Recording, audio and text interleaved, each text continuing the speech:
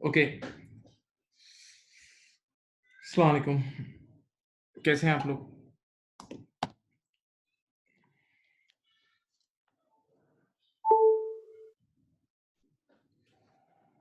Last meeting में आप लोगों को मैंने आईएएस 10 सेंड किया था, IAS 10 events after the reporting period.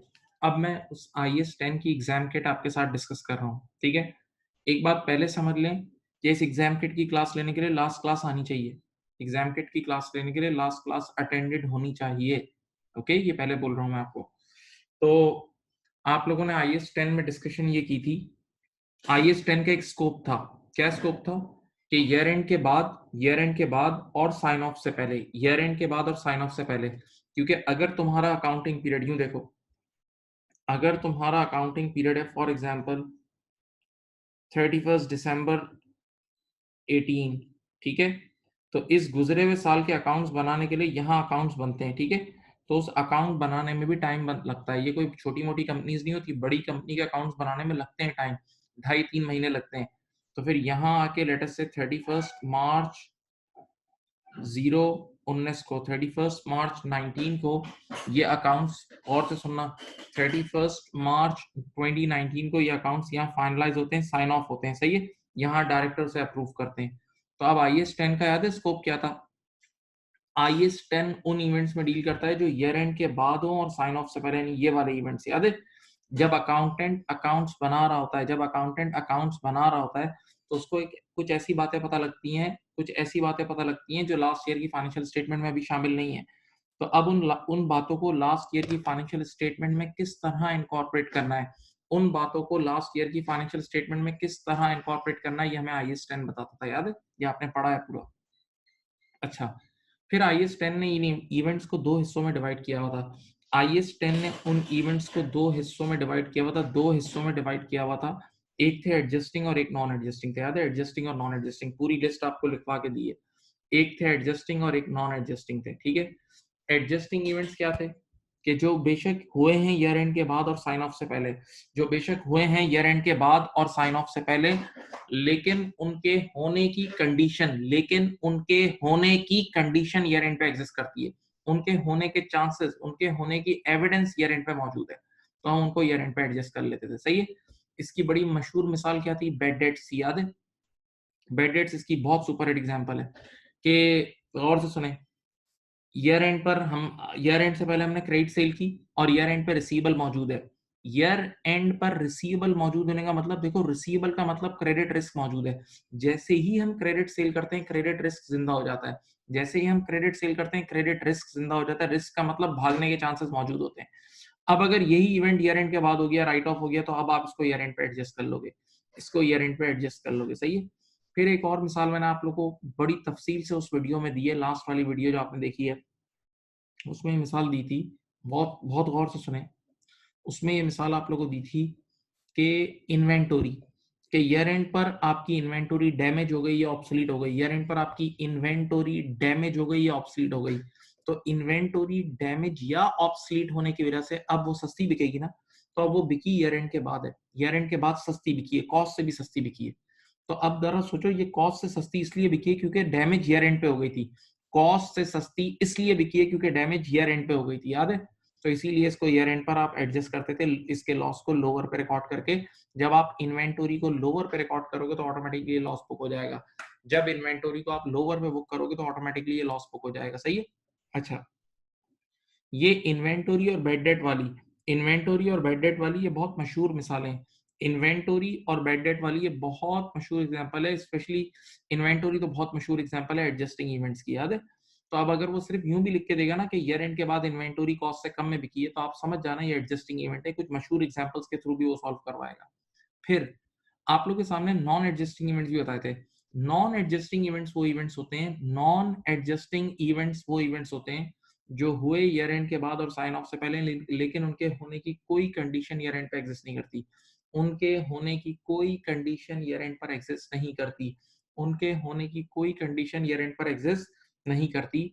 मैंने आसान लफ्जों में समझाया था, अचानक से कोई इवेंट अचानक से हो जाए, अचानक से हो जाए, अचानक से हो जाए, कोई इवेंट अचानक से हो जाए तो वो नॉन एडजस्टिंग इवेंट है, सही है? ओके, यानी उसके होने की कोई कंडीशन ईयर एंड पर एग्जिस्ट नहीं करती, ठीक है? तो फिर नॉन एडजस्टिंग इवेंट के लिए लास्ट ईयर की फाइनेंशियल स्टेटमेंट में सिर्फ डिस्क्लोजर, गुजरे हुए साल की फाइनेंशियल स्टेटमेंट में सिर्फ उसको डिस्क्लोजर बना देना अगर वो मटेरियल हो, अगर वो मटेरियल हो तो उसका डिस्क्लोजर बना देना, दैट्स इट, सिर्फ डिस्क्लोजर बनेगा, दैट्स इट। सही।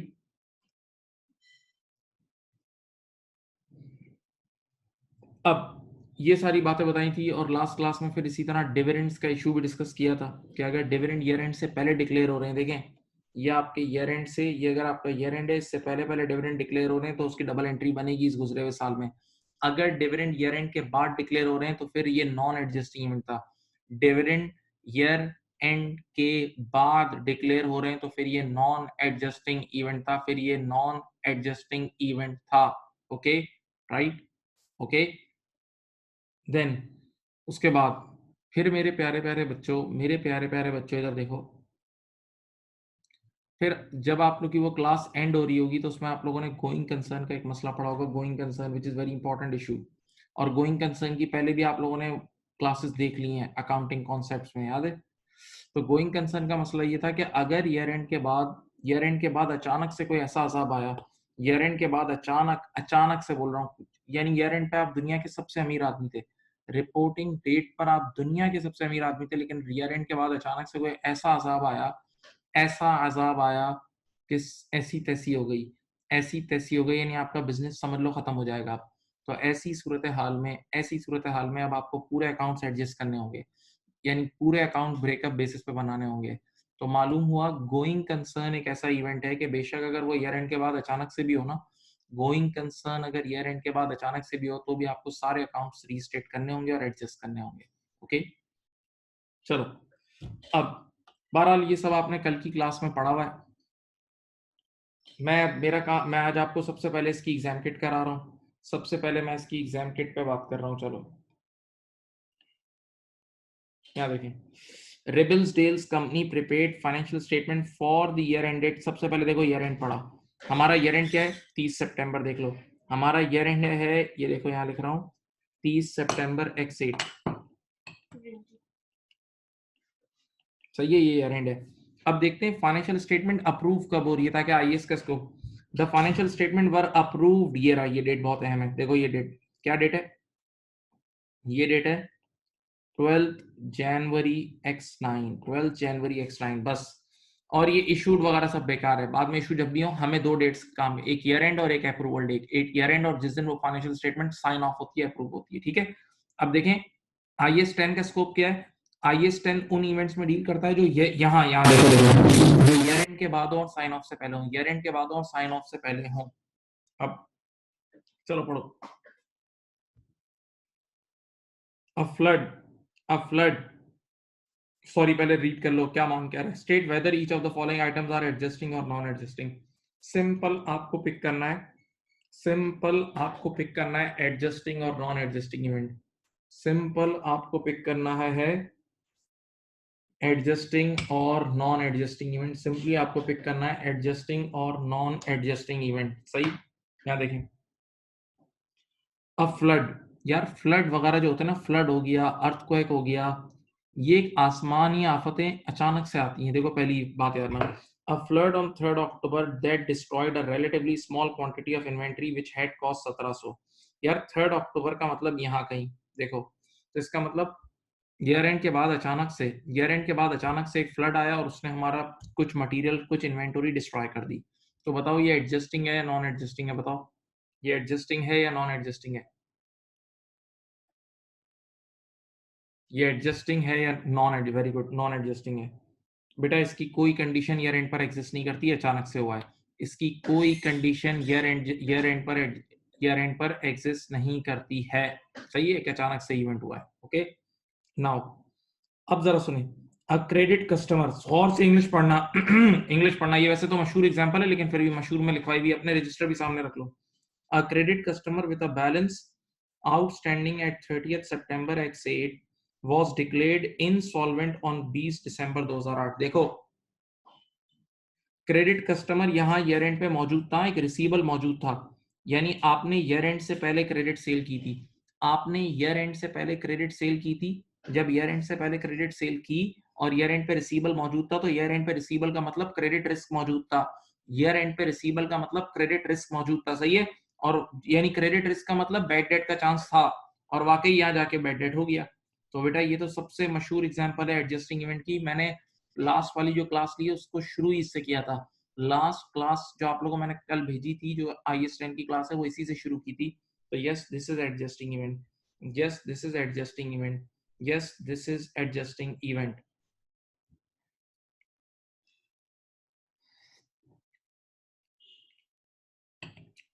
Now number 3, inventory valued at cost of 800 at 30 September, यानी इधर देखें, ईयर एंड पर, मेरे बच्चों इधर देखो, ईयर एंड पर आपके पास यहाँ इन्वेंटरी आपने खरीदी हुई थी, ईयर एंड पे इन्वेंटरी मौजूद थी 800 रुपए की, और कह रहा है वॉज सोल्ड फॉर, देगा 650, इधर यहाँ कहीं नवंबर ये रहा, नवंबर X8 ये रहा, यहाँ आपने सोल्ड फॉर 650, यानी लॉस में बिकी, खरीदी हुई थी, ये सही है ना?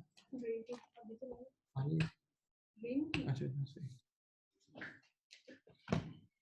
अब सुने, तो ईयर एंड पर इन्वेंटरी आप खरीद चुके थे, ईयर एंड पे इन्वेंटरी खरीद चुके थे, ईयर एंड के बाद सस्ते में बिकी, तो बेटा याद रखना, ये आपने जो कल एग्जांपल्स पढ़ी थी उसकी सबसे मशहूर एग्जांपल है ये एडजस्टिंग इवेंट की, एडजस्टिंग इवेंट की ये सबसे मशहूर एग्जांपल है, सही। और याद रखना, जब भी इस तरह का इन्वेंटरी का केस है और एग्जामिनर साइलेंट हो, एग्जामिनर क्या हो, साइलेंट हो, इसका मतलब ये ईयर एंड पर ही डैमेज हो गई है, इसका मतलब ये ईयर एंड पर ही डैमेज हो गई है। लेकिन हाँ, अगर वो स्पेसिफिकली यूं बोले, अगर वो स्पेसिफिकली कहानी सुनाए कि यार ईयर एंड के बाद अचानक से कोई इवेंट हुआ था जिसकी वजह से इसकी वैल्यू गिरी है, तो फिर ये नॉन एडजस्टिंग होगी। मैंने आपको कल की क्लास में एक पेपर की एग्जांपल देके समझाया था, पेपर वाली एग्जांपल आप लोगों को दी थी, याद है? तो उसमें एक स्पेशल स्टोरी थी, वो स्पेशल स्टोरी अलग थी, हाँ, राइट। तो अब ये आपने कितने की खरीदी थी, 800 रुपए की, और 650 की बिकी, इसका मतलब 150 का लॉस हुआ है। और जब एग्जामिनर साइलेंट है, इसका मतलब ये वैल्यू ईयर एंड पे ही गिर गई थी, ये वैल्यू ईयर एंड पर ही इसके अंदर डिफेक्ट था। Now last, a dividend on equity shares of 4 cent per share was, पढ़ो पढ़ो, was declared, कब डिक्लेयर हुआ, डेट पढ़ो, डिक्लेयर्ड हुआ, ये देखो ये ईयर एंड है, ईयर एंड जरूर देख लेना, 30 सितंबर X8 is your year and, 30 September X8 is your year and, 30 September X8 is your year and, और ये डिविडेंड डिक्लेयर हुआ है दिसंबर में, यहाँ कहीं हुआ है डिक्लेयर, यहाँ कहीं डिक्लेयर हुआ है। तो कल आप लोगों को पढ़ाया था कि अगर ईयर एंड के बाद डिक्लेयर हो रहा हो, ईयर एंड के बाद डिक्लेयर हो रहा हो, तो बेटा ये प्योर नॉन एडजस्टिंग इवेंट होगा, सही है। तो गुजरे हुए साल में इसका सिर्फ डिस्क्लोजर बनता है, अगले साल से रिकॉर्ड होगा, तो ये नॉन एडजस्टिंग है। मैं चुप हूँ, मैं खामोश हूँ, आराम से इसको देखो, एनालाइज करो, जो कल पढ़ा है इसको रिवाइंड करो जहन में।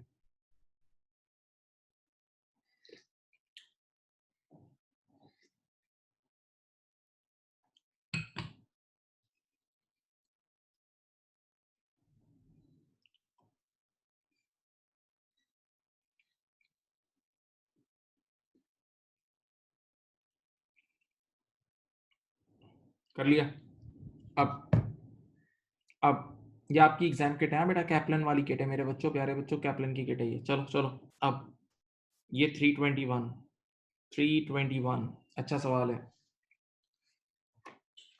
जो अभी ऊपर वाले सवाल में पढ़ा है वो सब जहन में रखना। Which of the following statements are correct based upon the requirements of IS 10 events after the reporting period? Events after the reporting period, इधर देखें, ट्रू एंड फॉल्स, डिटेल्स, बहुत गौर से सुनना, details of all adjusting events must be disclose bye not, नहीं नहीं नहीं नहीं नहीं नहीं नहीं, कभी भी नहीं बेटा, डिस्क्लोजर तो नॉन एडजस्टिंग का बनता है ना, डिस्क्लोजर तो नॉन एडजस्टिंग का बनता है, एडजस्टिंग की तो एंट्री बन जाती है, ओ भाई, एडजस्टिंग की तो एंट्री बन जाती है, नॉन एडजस्टिंग का डिस्क्लोजर बनता है, ये झूठ है, ये झूठ है, झूठ, ये फॉल्स है, false. Point number 1 is false, सोच लो, कल की क्लास जहन में रख के सोचो।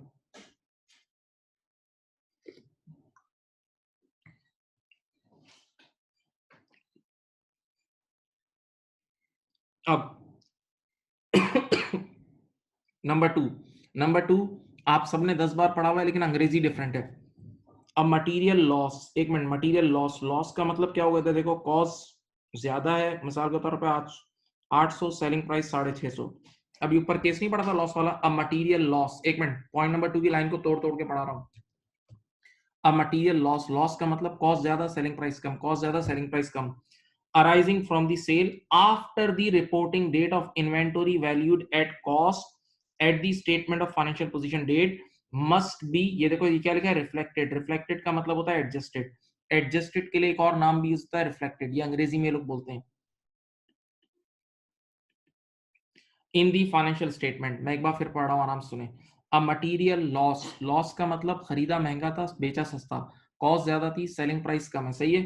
Arising from the sale after the reporting date, यानी बेचा ईयर एंड के बाद, valued at it cost at the statement of financial position date, year end पे हमने, ईयर एंड पे हमारे पास था और ईयर एंड पे कॉस्ट पे रिकॉर्डेड था ये इन्वेंटोरी, लेकिन ईयर एंड के बाद कॉस्ट से कम में बिकी, तो इट मस्ट बी रिफ्लेक्टेड, यानी it must be adjusted. Yes, ये एडजस्टिंग इवेंट है बेटा. ये जो पॉइंट नंबर 2 है ना, ये यही वाला, ये रहा, ये रहा, ये रहा, ये है, ये जो अभी तुमने किया है ना, ये वाला है, यही पॉइंट नंबर 2 है. देखो ये जो मशहूर इन्वेंटोरी की एग्जांपल नहीं थी, मशहूर इन्वेंटोरी वाली एग्जांपल जो है वो एडजस्टिंग इवेंट होती है, और ये भी यही कह रहा है कि must be adjusted, must be adjusted.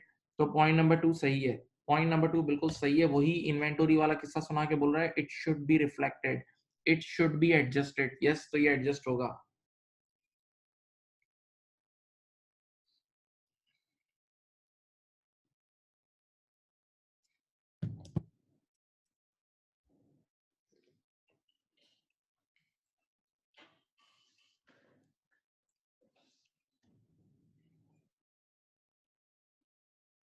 अब 2 सही है. If the market value of property, plant and equipment falls materially after the reporting date, the details must be disclosed by note. Very good. सुनो भाई, मैंने कल ये लाइन लिखवाई थी स्टॉक मार्केट के ऊपर कि year and sudden fall in the value of your investment, sudden fall in the value of investment. सुनो बेटा, ईयर एंड के बाद अगर अचानक से स्टॉक मार्केट गिर गई तो ये नॉन एडजस्टिंग इवेंट है. या इसको यूं समझो, ईयर एंड के बाद हमारा प्रॉपर्टी प्लांट एंड इक्विपमेंट में गाड़ियां भी आती हैं, प्रॉपर्टी प्लांट एंड इक्विपमेंट में गाड़ियां भी आती हैं, सुकून. तो ईयर एंड के बाद अचानक से हमारी गाड़ी का एक्सीडेंट हो गया तो वैल्यू गिर गई ना. तो अब बेटा इस एक्सीडेंट की ईयर एंड पे कोई कंडीशन एग्जिस्ट नहीं करती थी, इस एक्सीडेंट की ईयर एंड पे कोई कंडीशन एग्जिस्ट नहीं करती थी, तो ठीक ठीक ये नॉन एडजस्टिंग इवेंट है. Yes, this is non adjusting, this is non adjusting. और नॉन एडजस्टिंग इवेंट का सिर्फ क्या बनता है, डिस्क्लोजर. नॉन एडजस्टिंग इवेंट का क्या बनता है, डिस्क्लोजर बनता है. ओके, तो ये भी सही है, 2 भी सही है, 3 भी सही है, 2 भी सही है, 3 भी सही है. अब 4 देखो, events after the reporting date are those that occur between the statement of financial position date and the date. बिल्कुल सही है, यही तो आईएएस की डेफिनेशन है. यस, आईएएस की डेफिनेशन है, ये कल वाली उस क्लास में भी लिखी हुई होगी. ये आईएएस 10 का स्कोप है, ये आईएएस 10 का स्कोप है भाई, बिल्कुल सही स्कोप है. आईएएस 10 उन इवेंट्स में डील करता है जो ईयर एंड के बाद हो और साइन ऑफ से पहले हो. आईएएस 10 उन इवेंट्स में डील करता है जो ईयर एंड के बाद और साइन ऑफ से पहले हो, जो ईयर एंड के बाद हो और साइन ऑफ से पहले हो, ईयर एंड के बाद और साइन ऑफ से पहले हो. ओके, तो बेटा आंसर इज 2 3 4, ये answer D is the answer, ये D is the answer. Still रुको, आराम से पढ़ो, टेक योर टाइम, आराम से पढ़ो प्लीज.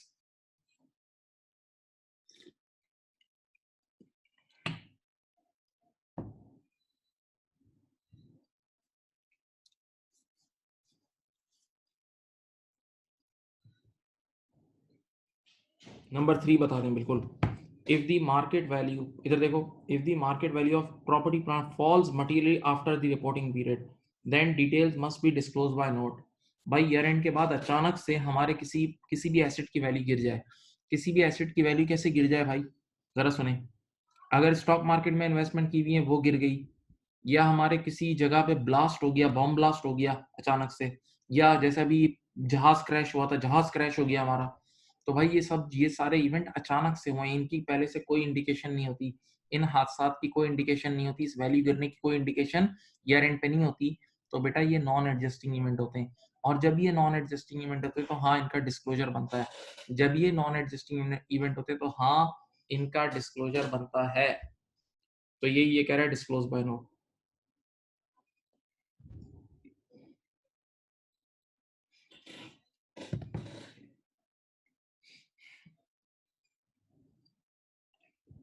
साथ रहें, साथ रहें प्लीज, साथ रहें प्लीज, साथ रहें, साथ रहें, थैंक यू.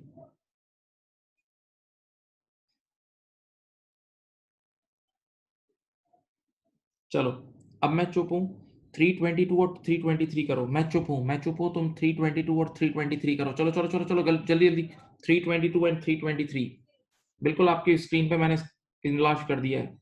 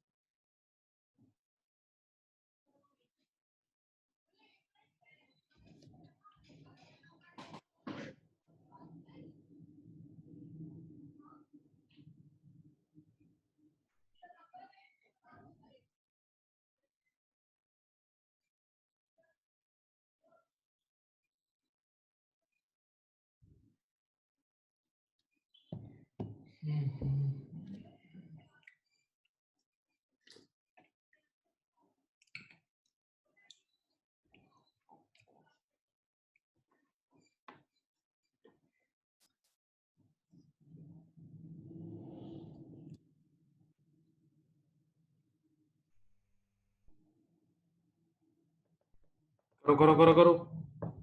322 तो आसान है, ए इज द आंसर। हाँ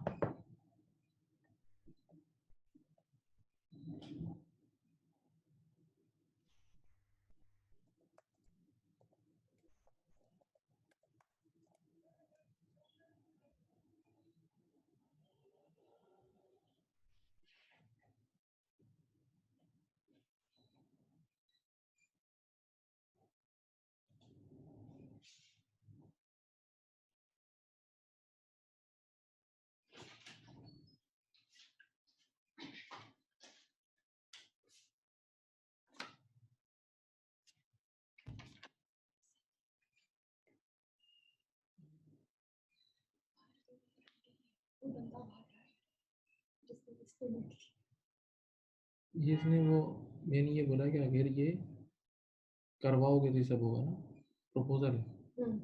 वो बंदा बाहर है, अगर बात करें तो कर लो। अभी तो क्लास हो रही है।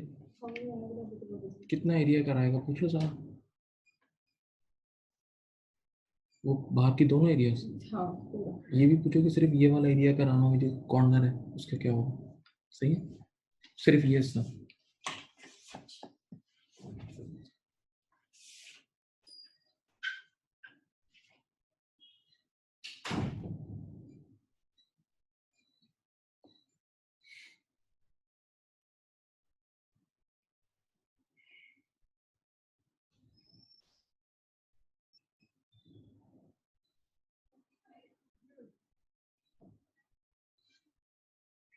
चलो कर लिया आप लोगों ने माशाल्लाह। चलो 322 मैं बताता हूँ। What should be disclose a note. देखो बेटा, आपको पता है ना कि अगर non adjusting event non adjusting event material amount का है तो फिर उस पर आपने डिस्क्लोजर देना है। तो फिर उस पर आपने डिस्क्लोजर देना है, उस पर डिस्क्लोजर देना है। तो अब उस डिस्क्लोजर में क्या होता है, उस डिस्क्लोजर में वो पूरा किस्सा सुनाओगे, उस डिस्क्लोजर में जो इशू हुआ है उसका पूरा किस्सा सुनाओगे। और नंबर टू एंड में आपने क्या लिखना है, सामने देखें। एंड में आपने उसका फाइनेंशियल इफेक्ट लिखना है। एंड में आपने उसका फाइनेंशियल इफेक्ट लिखना है कि भाई ये हादसा हुआ है, लेटेस्ट से अर्थक्वेक आया था, उससे ये बिल्डिंग गिर गई और उस बिल्डिंग की वजह से हमें इतने करोड़ों का लॉस हुआ है। ठीक है, तो ये देखो, ये इसका आंसर है, ये रहा आंसर, ये रहा। The nature of the event and the estimated financial effect. Disclosure में इतनी सिंपल सी बात है, इवेंट क्या हुआ था वो बताओ, इवेंट क्या हुआ था वो बताओ, और उसका फाइनेंशियल इफेक्ट बताओ, ये इसका आंसर है। 322 का आंसर क्या है, ए। 322 answer is a, 322 answer is a. Okay, now 323 is very good, सिर्फ गुड नहीं है, वेरी गुड है। अब देखो इधर देखो, मैं score breaks company has a reporting date of 30th September x8। बेटा ये देखें, यहाँ देखें, 30th सितंबर x8 का आपका ईयर एंड है। 30th सितंबर x8 का आपका ईयर एंड है। हाँ, a fire destroyed all inventory on the premises and the directors considered that the brakes company। अच्छा सॉरी, मैंने वो ऊपर का नहीं पढ़ा, पहले ऊपर का पढ़ लेता हूँ। The financial statement for the year and आपका 30 सितंबर x8 है, and the financial statement were approved. ये डेट इंपॉर्टेंट है, अप्रूवल की डेट, सही है। ये बाकी डेट सब बेवकूफ बनाने वाली है। तो बताओ इस सवाल में आपका स्कोप क्या है? ईयर एंड 30 सितंबर X8 है और आपका साइन ऑफ कब हो रहा है? साइन ऑफ हो रहा है, ठीक है। तो बस ये आईएएस का स्कोप है, ईयर एंड के बाद और साइन ऑफ से पहले, ईयर एंड के बाद और साइन ऑफ से पहले, ये बीच के एरियाज, ये सारे आईएएस का स्कोप है, सही है। नाउ इन चारों में से आपने पिक क्या करना है, जरा चारों में से पिक क्या करना है? Which of the following would के साथ नॉट बड़ा लिखा हुआ है, result in adjustment of the amount recognised in the financial statement of break. भाई इन चारों में से कौन सी ऐसी चीज है जो एडजस्ट नहीं होगी? यानी हमें एडजस्टिंग इवेंट नहीं, नॉन एडजस्टिंग इवेंट पिक करना है। हमें एडजस्टिंग नहीं, हमें नॉन एडजस्टिंग इवेंट पिक करना है, सही है। होश में रहे, कल की क्लास सोचते रहे। On 13 December X8 a fire destroyed, अब देखो मेरी परसेप्शन सुनो। 13 दिसंबर, हाँ यहाँ लाई कर रहा है, देखो इन दोनों डेट के बीच में लाई कर रहा है। 13 दिसंबर इन दोनों डेट के बीच में लाई कर रहा है। अ फायर डिस्ट्रॉयड, फायर, अरे मेरे जहन में आया उसी वक्त परसेप्शन क्या बनी कि फायर तो अचानक से लगती है, फायर तो अचानक से लगती है, अचानक से लगती है फायर, आग अचानक से लगती है, याद है। तो मेरे जहन में तो यार ये आया कि यार ये फायर तो अचानक से है, तो ये नॉन एडजस्टिंग होगा। लेकिन जरा पढ़ो इसने हरकत क्या की। इतनी बड़ी आग लगी, इतनी बड़ी आग लगी, पढ़े, destroyed all inventory, और सारी इन्वेंटरी जल गई, and the directors consider that break company is no longer going concern, no longer going concern. भाई आपका गोइंग कंसर्न का स्टेटस ही खत्म हो गया। इतना बड़ी तबाही हुई कि बस आपने कहा अब हम ये बिजनेस नहीं चला सकते, बिजनेस बंद हो जाएगा। तो बेटा जब भी गोइंग कंसर्न के चादर, गोइंग कंसर्न का पर्दा आपके सर पे से उठ जाए ना, तो फिर वो ट्रांजेक्शन एडजस्टिंग इवेंट होती है, फिर वो ट्रांजेक्शन एडजस्टिंग इवेंट हो जाती है। फिर आप ईयर एंड पे सारे के सारे अकाउंट्स एडजस्ट कर लेते हो। अब ईयर एंड पे जो सारे अकाउंट्स बनेंगे वो ब्रेकअप बेसिस पे बनेंगे। अब ईयर एंड पे जो सारे अकाउंट्स बनेंगे वो ब्रेकअप बेसिस पे बनेंगे। ओके, तो हाँ ये एडजस्ट होगा, ये वाली चीज एडजस्ट होगी, ये आपने कल पढ़ी है, सही है। हाँ, अगर यहाँ गोइंग कंसर्न का मसला नहीं होता तो फिर ये नॉन एडजस्टिंग इवेंट है, तो ये एडजस्ट होगा। जबकि इस सवाल में आपको आंसर देते वक्त क्या करना है? नॉन एडजस्टिंग पिक करने, क्या पिक करने? Non adjusting. तो ये आंसर नहीं है, हाँ ये आंसर नहीं है। Number 2, a credit customer with an outstanding balance at 30 September. भाई ईयर एंड पे रिसीवेबल मौजूद था, ये देख लो, ईयर एंड पे रिसीवेबल, ईयर एंड पे रिसीवेबल मौजूद था, यहाँ रिसीवेबल मौजूद था। और फिर वही बंदा, फिर ईयर एंड के बाद क्या हुआ? यहाँ 12 दिसंबर को देख लो, 12 दिसंबर को आपने उसको राइट ऑफ किया, यहाँ रिसीवेबल मौजूद था। तो मैंने आपको बोला था ना कि जब ईयर एंड पे रिसीवेबल मौजूद है, जब ईयर एंड पे रिसीवेबल मौजूद है, दैट मींस ईयर एंड पे क्रेडिट रिस्क मौजूद है। ईयर एंड पे रिसीवेबल मौजूद है, इसका मतलब ईयर एंड पे क्रेडिट रिस्क मौजूद है, ईयर एंड पे क्रेडिट रिस्क मौजूद है, तो इसका मतलब बैड डेट का रिस्क ईयर एंड पे मौजूद है। तो yes, this is adjusting event और बड़ा मशहूर एडजस्टिंग इवेंट है। तो भाई ये भी एडजस्टिंग है, जबकि इस क्वेश्चन में एडजस्टिंग आंसर नहीं है, एडजस्टिंग आंसर नहीं है। हाँ, देख लो, मैं चुप हूँ, देख लो।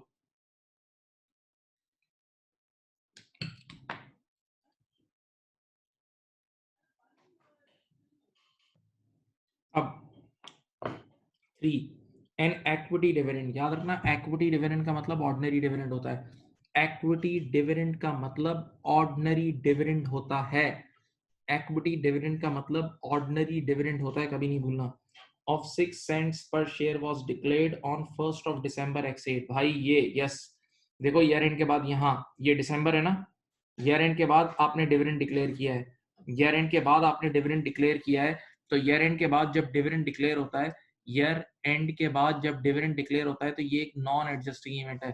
ईयर एंड के बाद जब डिविडेंड डिक्लेयर होता है तो ये एक नॉन एडजस्टिंग इवेंट है। यस, यही आंसर है, ये आंसर है। अच्छा, ये फोर अभी आपने पिछले पेज पे 2 बार पढ़ा है, ये फोर पिछले पेज पे 2 बार पढ़ा है। Inventory valued at cost at the year and was sold for 650, वही ईयर एंड के बाद कॉस्ट से कम में बिकना, ये एडजस्टिंग होता है, ये भी एडजस्टिंग होता है। तो बताओ इस सवाल में नॉन एडजस्टिंग इवेंट सिर्फ कौन सा है? 3। तो answer is B, answer is B, answer is B.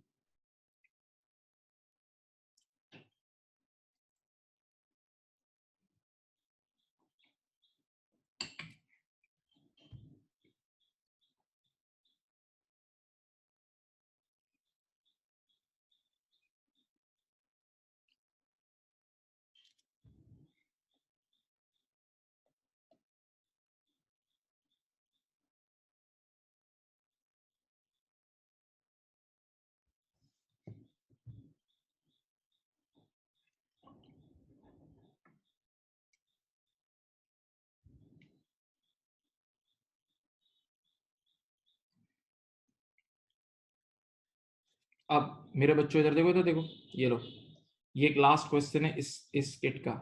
चलो इस किट का, इस टॉपिक का, चलो करो, वॉयला के नाम से।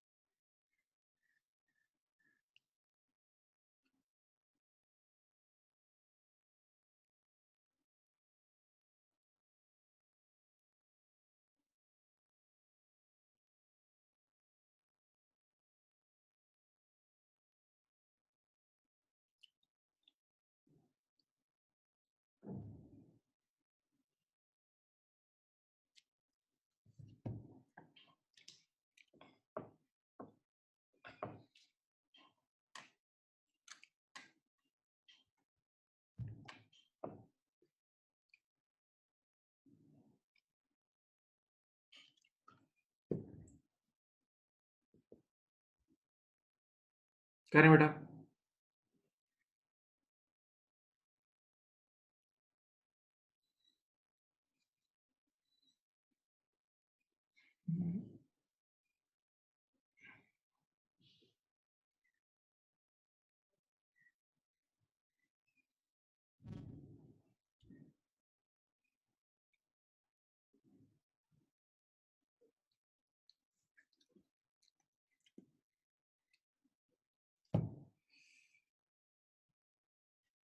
चलें, सबसे पहले ईयर एंड देखें क्या है।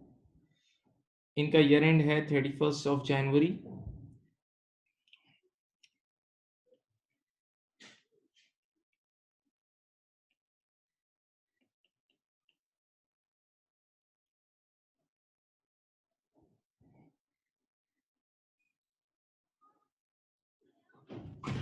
अब सुने, यहाँ देखें, वॉयला पेड, और से देखें, voila paid an equity dividend, क्या मांग रहा है, शुड बी क्लास एडजस्टिंग, इस बार एडजस्टिंग पिक करना है, इस सवाल में एडजस्टिंग इवेंट पिक करना है, इस सवाल में एडजस्टिंग इवेंट पिक करना है। Voila paid an equity dividend of 10,000 on 28 Feb, payment से कुछ नहीं होता, देखते हैं डिक्लेयर कब हुआ है। The dividend had been propose से भी कुछ नहीं होता, प्रोपोज से भी कुछ नहीं होता, डिक्लेयर होना चाहिए भाई। ईयर एंड से पहले अगर डिविडेंड डिक्लेयर हुआ है, डिक्लेयर, ये वर्ड याद रखना, डिक्लेयर हुआ है तब एडजस्टिंग है। प्रोपोज की कोई हकीकत नहीं है, पढ़ाया है लास्ट क्लास में, प्रोपोज की कोई शरई हैसियत नहीं है। प्रोपोज का मतलब रिकमेंड करना, असल चीज है डिक्लेयर। असल चीज क्या है, डिक्लेयर। बल्कि डायलॉग याद होगा, once dividend is declared in the AGM, once dividend is declared in the AGM, it becomes the current liability of the company. Once dividend is declared in the AGM, it becomes the current liability of the company. It becomes the current liability of the company. याद है? तो बेटा ये year end पे सिर्फ propose हुआ है, declare नहीं हुआ, तो this is non adjusting, this is non adjusting, ये नॉन एडजस्टिंग है, नॉन एडजस्टिंग है। ओके, ये नॉन एडजस्टिंग है, पक्का। अब नंबर 2, नोटिफिकेशन, और से सुनना, बड़ा इंटरेस्टिंग है ये। Notification of a compensation claim from a customer was received on 15 जनवरी। ये देखो ईयर एंड के बाद, यहाँ 15 फेब, ईयर एंड के बाद एक कस्टमर की तरफ से हमें नोटिफिकेशन आया, which related to faulty products sold by Viola in January। सुनो भाई, सामने वाले ने हमें यहाँ से आके क्यों पकड़ा, ईयर एंड के बाद हमें पकड़ लिया यहाँ से, ईयर एंड के बाद उसने हम पे केस किया, क्यों किया, क्योंकि ईयर एंड पे हमने कोई गलत हरकत कर चुके थे, ईयर एंड पर हम उसको खराब माल बेच चुके थे, उसकी वजह ईयर एंड पे मौजूद थी, उसके एक रिएक्शन की वजह ईयर एंड पे मौजूद थी। तो yes, this is adjusting event, yes this is adjusting event. Number 3, voila Voila received notification on 5th of February X4. Voila received notification on 5th of February X4 that a major credit customer was insolvent. Voila received notification on 5th of February X4 that a major credit customer was insolvent. अब मेरी बात सुने बेटा, आपको पता है कि bad debts बेशक ईयर एंड के बाद हो, ईयर एंड के बाद बैड डेट्स हो, लेकिन ईयर एंड पे रिसीवेबल मौजूद होता है, तो वो आपका एडजस्टिंग इवेंट होता है ना, याद नहीं है? बैड डेट सबसे बड़ा एडजस्टिंग इवेंट है, तो ये भी एडजस्टिंग है। तो answer is B 2 and 3, 2 and 3, 2 and 3 is the answer.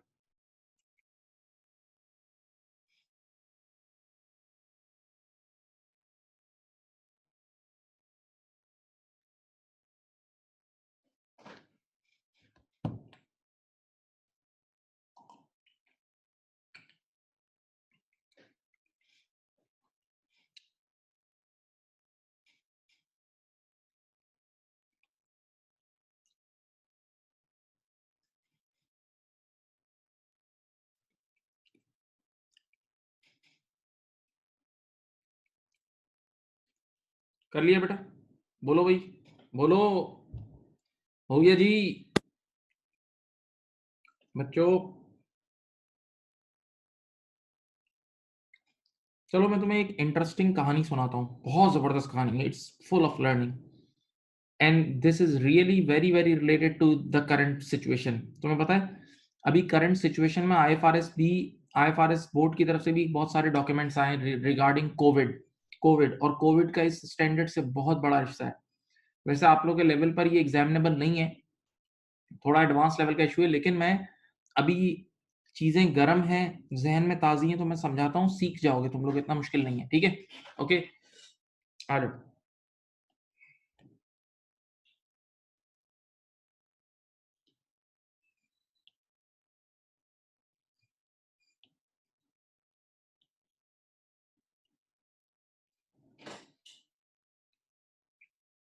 अब जरा दिल दिल से पढ़ना, चोरी नहीं चाहिए मुझे, क्योंकि देखो मैं अब एक एक्स्ट्रा चीज पढ़ा रहा हूँ, तो दिलो दिमाग इधर रखना। देखें बेटा, नॉर्मली दुनिया में कितने इदारों का ईयर एंड 31 दिसंबर को होता है? कितने इदारे ऐसे होते हैं जिनका अकाउंटिंग पीरियड और कैलेंडर ईयर एक ही होता है? दुनिया में ऐसा है, बहुत सारे इदारे हैं। दुनिया में ऐसे बहुत सारे इदारे हैं जिनका अकाउंटिंग ईयर और कैलेंडर ईयर एक ही होता है, सही है? हम अभी जैसे 2020 है ना, तो पिछले साल का दिसंबर चलता है 2019, पिछला साल क्या है? दिसंबर 19। सुनो, अगर आपको याद हो, अगर आपको याद हो तो ये जो कोविड नामी बला है, ये कोरोना वायरस दुनिया में शुरू कहां से हुआ था? चाइना से। और चाइना में ये दिसंबर में शुरू हो गया था, दिसंबर के एंड में इसने बीज बो दिया था, सही है? तो दिसंबर के एंड पर यहाँ चाइना में ये वायरस स्टार्ट हुआ था। अब इनिशियली सिर्फ चाइना में था, बाकी दुनिया में नहीं था। अच्छा, पहले सच बोलना, अगर सच बोलोगे तो बात समझ जाओगे, झूठ बोलोगे नहीं समझोगे। सच सच बताओ, क्या दिसंबर 2019 में सोचा भी था कि दुनिया की ये हालत हो जाएगी? बिल्कुल भी नहीं, कभी भी नहीं। मैंने तो बिल्कुल भी नहीं सोचा था, सोचा भी नहीं था मैंने, क्योंकि अगर मैं ये सोच लेता ना, मुझे ये चीज पहले से पता होती, तो मैं अरबों रुपए कमा लेता। अरबों रुपए मैं कम बोल रहा हूँ, उससे भी ज्यादा कमा लेता। क्यों? जो मार्केटें गिरी हैं उसमें एक मैं वर्ड यूज कर रहा हूँ, शॉर्ट सेल, उल्टी शर्त लगा के आप अरबपति हो जाओ, अपना घर बेच के उल्टी शर्त लगा दो। मार्केट जिस तरह गिरी है, तो गिरती हुई मार्केट में भी कमाने का कुछ तरीके होते हैं, गिरती हुई मार्केट में कमाने के तरीके होते हैं। अभी मैं उस पर बात नहीं कर रहा, किसी को अगर पहले से ही पता होता, जिसको भी ये इवेंट पहले से पता होगा, उसने अरबों रुपए बनाए होंगे, अरबों या खरबों रुपए बनाए होंगे। इतना बड़ा इवेंट है भाई, और जिसने भी अगर ये इवेंट प्लान किया है, तो उसने वाकई बना लिए होंगे, अभी तक तो उसके बन गए होंगे अरबों रुपए, खरबों रुपए बन चुके होंगे। तो दिसंबर में इसका मतलब दिसंबर में किसी को पता ही नहीं था, हम लोग मस्ती में था, मैं इस वक्त पाकिस्तान में भी नहीं था, कहीं और था, अय्याशी में था, फुल अय्याशी। सुनो, दिसंबर में अय्याशी चल रही थी, मैं वर्ड यूज कर रहा हूँ यहाँ, ठहरो, अय्याशी। ओके, लेकिन हमारा साइन ऑफ डेट है, ये साइन ऑफ की डेट है, समझ लो। फॉर एग्जांपल भाई, फेब्रुवरी 27 फेब को पाकिस्तान में पहली बार स्कूल बंद हुए। 27 फेब को पाकिस्तान में स्कूल बंद हुए बस, और उसके 1-2 दिन बाद फिर, पहले 2 दिन के लिए बंद हुए थे, फिर 2 हफ्तों के लिए बंद हुए थे, 15 मार्च तक, और उसके बाद फिर 2.5-3 महीनों के लिए बंद हो गया, फिर लंबी कहानी है ये। अगर तुम्हें याद हो तो मार्च के महीने में सबकी चीखें निकल चुकी थी, मार्च के मंथ में चीखें निकल चुकी थी, हम सबको पता लग गया था भाई मार्च के मंथ में लॉकडाउन हुआ है, भाई मार्च में लॉकडाउन हुआ है, पूरी दुनिया में लॉकडाउन था, अमेरिका हो जाए कोई भी दुनिया, पूरी दुनिया में हर जगह लॉकडाउन था। सही। अब आप मुझे बताएं कि आपके पास इस लॉक मार्च के महीने में लॉकडाउन की वजह से यहाँ लॉसेज हुए हैं। मार्च के मंथ में आपने कुछ भी नहीं कमाया और आपने अपने एम्प्लॉइज को सैलरीज दी, कुछ भी नहीं कमाया, आपने अपना रेंट दिया, कुछ भी नहीं कमाया, तरह तरह के और खर्चे दिए, इंटरनेट का बिल दिया, जो भी है। सही। तो लॉसेज हुए। तो अब देखें आपका ईयर एंड ये था, ये रिपोर्टिंग डेट थी और यहाँ साइन ऑफ होना है। अब आप मुझे बताएं कि ये वाला जो कोविड वाला ये जो लॉसेज हैं कि ये एडजस्टिंग इवेंट है या नॉन एडजस्टिंग इवेंट है, फिर मैं जवाब दूंगा, फिर मैं अपनी तरफ से जवाब नहीं दूंगा, आईएएस की बुक से जवाब दूंगा।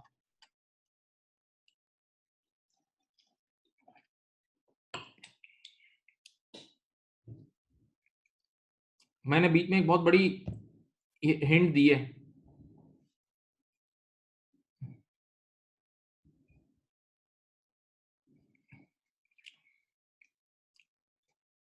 क्योंकि देखो मैंने ये मजाक हिंट नहीं दी है, ये बड़ी अच्छी हिंट थी, ये एक हिंट थी, ये एक हिंट थी। अय्याशी का वर्ड हिंट है, नॉन एडजस्टिंग इवेंट है ये एक नॉन एडजस्टिंग इवेंट है, नॉन।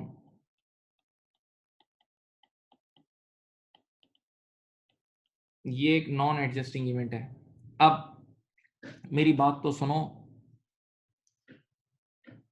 भाई, बच्चा कहता है सर कोरोना वायरस तो चाइना में आ चुका था ना, दिसंबर में आ चुका था ना। तो मैंने फौरन से इसका इसका जवाब क्या दिया, मैंने कहा अगर ये आ चुका था तो यानी इसका मतलब आप ये कह रहे हो कि इसकी हिंट मौजूद थी। तो अगर इसकी हिंट मौजूद थी तो हम लोग क्यों सो रहे थे, पूरी दुनिया सो रही थी? क्या हमने कोई तैयारी की थी? हम में से कोई भी प्रिपेयर्ड नहीं था। अगर किसी चीज की कोई हिंट मौजूद होती तो उसकी तैयारी होती। ये पहला जवाब है। दूसरा जवाब, जो आईएएस की बुक में क्या जवाब लिखा हुआ है, आईएएस की बुक में ये लिखा है, सुकून से सुने। उसने कहा ये जो लॉसेस हुए हैं ना, सामने देखें, ये जो लॉसेस हुए हैं ये वायरस की वजह से नहीं हुए, ये लॉकडाउन की वजह से हुए। ये लॉसेस किस वजह से हुए? भाई दुनिया में ऐसी पहले भी बहुत बीमारियां आई हैं, सामने देखें, पहले भी डेंगू और ये सारी डिजीज आए, लेकिन कभी किसी की वजह से लॉसेस नहीं हुए थे। लॉसेस इस बार क्यों हुए? क्योंकि लॉकडाउन हुआ है। भाई लॉसेस की वजह वायरस नहीं, लॉसेस की वजह लॉकडाउन है। और लॉकडाउन का ईयर एंड पे कोई नामो निशान भी नहीं था।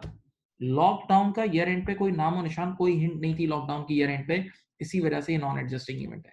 और इन सबसे बढ़कर यार अपने ऊपर, अपने अंदर झांक लो, अपने अंदर झांक लो, गौर से सुनो, अपने अंदर झांक लो कि हम लोग कितनी लापरवाही से जिंदगी गुजार रहे थे यार। हमें कुछ हिंट भी थी, कुछ भी हिंट नहीं थी।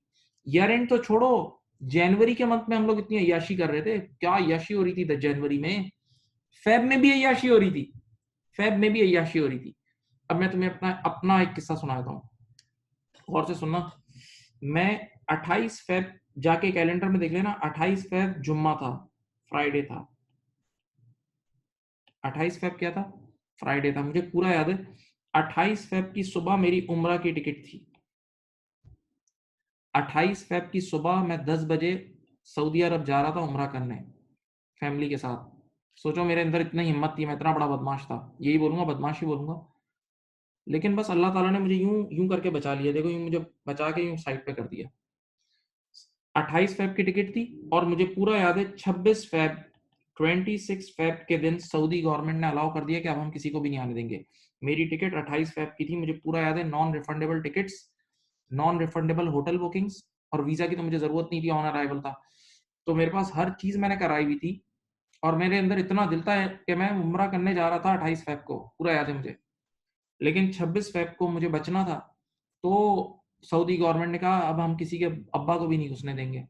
सही। और उसके बाद फिर सारी टिकट्स रिफंड हुई, होटल वालों ने सबने रिफंड कर दिया, क्योंकि सभी बंद हो गया ना उसके बाद, खत्म। तो मैं एक बात सोचो कि कितनी मेरे अंदर हिम्मत थी, कि मेरे अंदर ट्रैवलिंग का दम था उस टाइम ट्रैवलिंग तक का दम था। आज अगर कोई मुझे मिलियंस भी दे और बोले ट्रैवलिंग करो, मैं बोलूंगा दफा हो यहाँ से, कभी भी नहीं करूंगा ट्रैवलिंग, पागल थोड़ी, फंसना थोड़ी है। ऐसे हालात हो गए। तो जरा सोचो, इसका मतलब हम बे लापरवाही में थे ना, हमें कोई फिक्र ही नहीं थी। हम सब अपने अंदर झांक ले, हमें इस चीज का तो सोचा भी नहीं था, वरना तो कितने लोग क्या क्या कर गुजरते पहले ही। तो बेटा ये नॉन एडजस्टिंग इवेंट है, इसकी बाकायदा पूरी एक फाइल है। ये जो मैंने आपको बताया ना, मैं इंशाल्लाह कोशिश करके इस पे एक वीडियो भी बनाऊंगा, अकाउंटिंग रिलेटिंग कोविड और ये सब। लेकिन ये सिर्फ ये एक ऐसी अकाउंटिंग थी जो आप लोगों से लिंक थी। हाँ, एक बच्चे ने बहुत अच्छा पॉइंट रेस किया और वो मुझे भी रेस करना चाहिए था। भाई इधर, अगर ईयर एंड के बाद या मार्च के महीने में इतने लॉसेस हुए और ऐसे हुए, मेरे अपने कुछ ऐसे जानने, मेरे टेनेंट एक दो पूरे तबाह हो गए, कितनी स्कूल्स हमारे पीसीएचएस में कितनी स्कूल बंद हो गई। अगर इस मार्च के महीने में ऐसी आफत आई कि भैया आपका बिजनेस ही बंद हो गया, यानी गोइंग कंसर्न का मसला अराइज हुआ, अगर साइन ऑफ से पहले पहले गोइंग कंसर्न की आवाज लग गई आपके ऊपर, तो फिर एडजस्टिंग हो जाएगा। बिल्कुल सही है। इतना बड़ा अजाब आ गया आपके लिए कि आप सरवाइव ही नहीं कर पाए, yes this is going then adjusting, बिल्कुल फिर एडजस्ट होगा, बिल्कुल एडजस्ट होगा। बात समझ गए? हाँ जी। और वाकई ऐसे बहुत सारे इदारे हैं इस वक्त जो खत्म हो चुके हैं। अब टू डेट तो बहुत सारे अनगिनत इदारे हैं वर्ल्ड वाइड जो कि खत्म, दे आर फिनिश ऑलमोस्ट। ठीक है जी। अब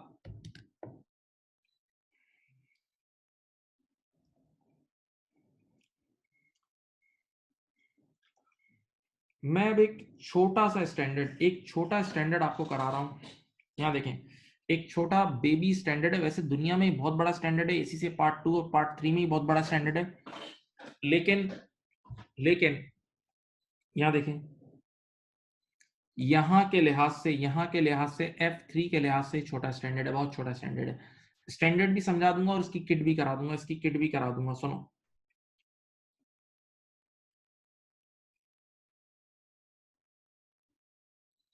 यहाँ देखिए, पहले ये कॉपी कर लो, चलो ये कॉपी करो। ऊपर हेडिंग दे देना IFRS 15 की, ऊपर हेडिंग देना IFRS 15 की।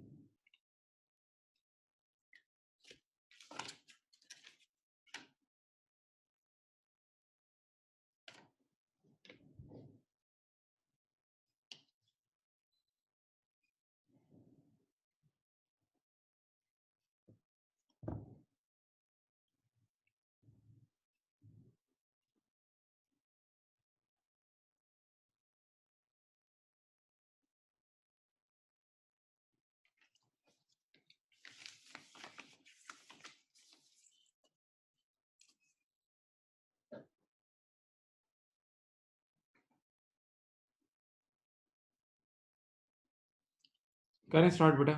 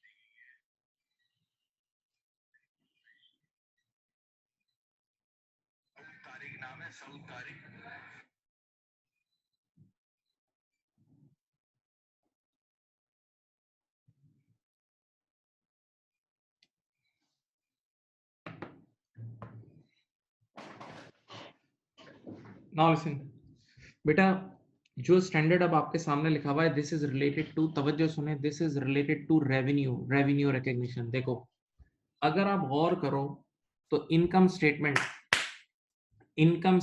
की जो जान होती है ना, वो सेल्स रेवेन्यू का नंबर होता है। अगर आप गौर करो तो इनकम स्टेटमेंट का जो सबसे बड़ा दिल होता है वो सेल्स रेवेन्यू होता है, सही है। तो अगर कोई इदारा चाहे कि वो अपने प्रॉफिट्स को ओवरस्टेट करे, अगर कोई इदारा चाहे कि वो अपने प्रॉफिट्स को ओवरस्टेट करे, तो वो अपने रेवेन्यू को बढ़ा के कर सकता है। कैसे? जैसे मेरे पास, बेटा, ये मेरा अकाउंटिंग पीरियड है 31 दिसंबर 19। असल में मेरी कुछ सेल होने की है ईयर एंड के बाद, असल में मेरी कुछ सेल्स होने की है ईयर एंड के बाद। अगर मैं ड्रामेबाजी करके उस सेल्स को ईयर एंड से पहले रिकॉर्ड कर लूं और यहां आर्टिफिशियली ओवरस्टेट कर दूं, तो बेटा मेरे तो इस साल के, गुजरे हुए साल के प्रॉफिट्स कहां से कहां निकल जाएंगे। इसका मतलब अगर आपको प्रॉफिट को बढ़ाना है, कान खोलो, अगर आपको प्रॉफिट को बढ़ाना है तो आप सेल्स को छेड़ दो। सेल्स को जहां आपने छेड़ा, आपका छक्का लग जाएगा, आपका छक्का लग जाएगा, सही। तो मेरे प्यारे बच्चों, दुनिया में जो अकाउंटिंग के बड़े बड़े स्कैंडल्स हुए हैं, दुनिया में जो अकाउंटिंग के बड़े बड़े स्कैंडल्स हुए हैं, वो रेवेन्यू से रिलेटेड हुए हैं। रेवेन्यू एक ऐसी चीज है जिसको लोग आगे पीछे करके अपने आप को कहां से कहां पहुंचा देते हैं।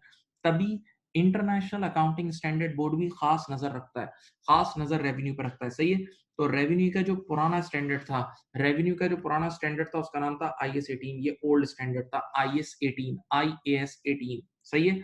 इस स्टैंडर्ड में बहुत सारी खामियां थी, तो फिर स्टैंडर्ड बोर्ड ने इसको रिमूव करके बिल आखिर ये लॉन्च कर दिया, IFRS 15।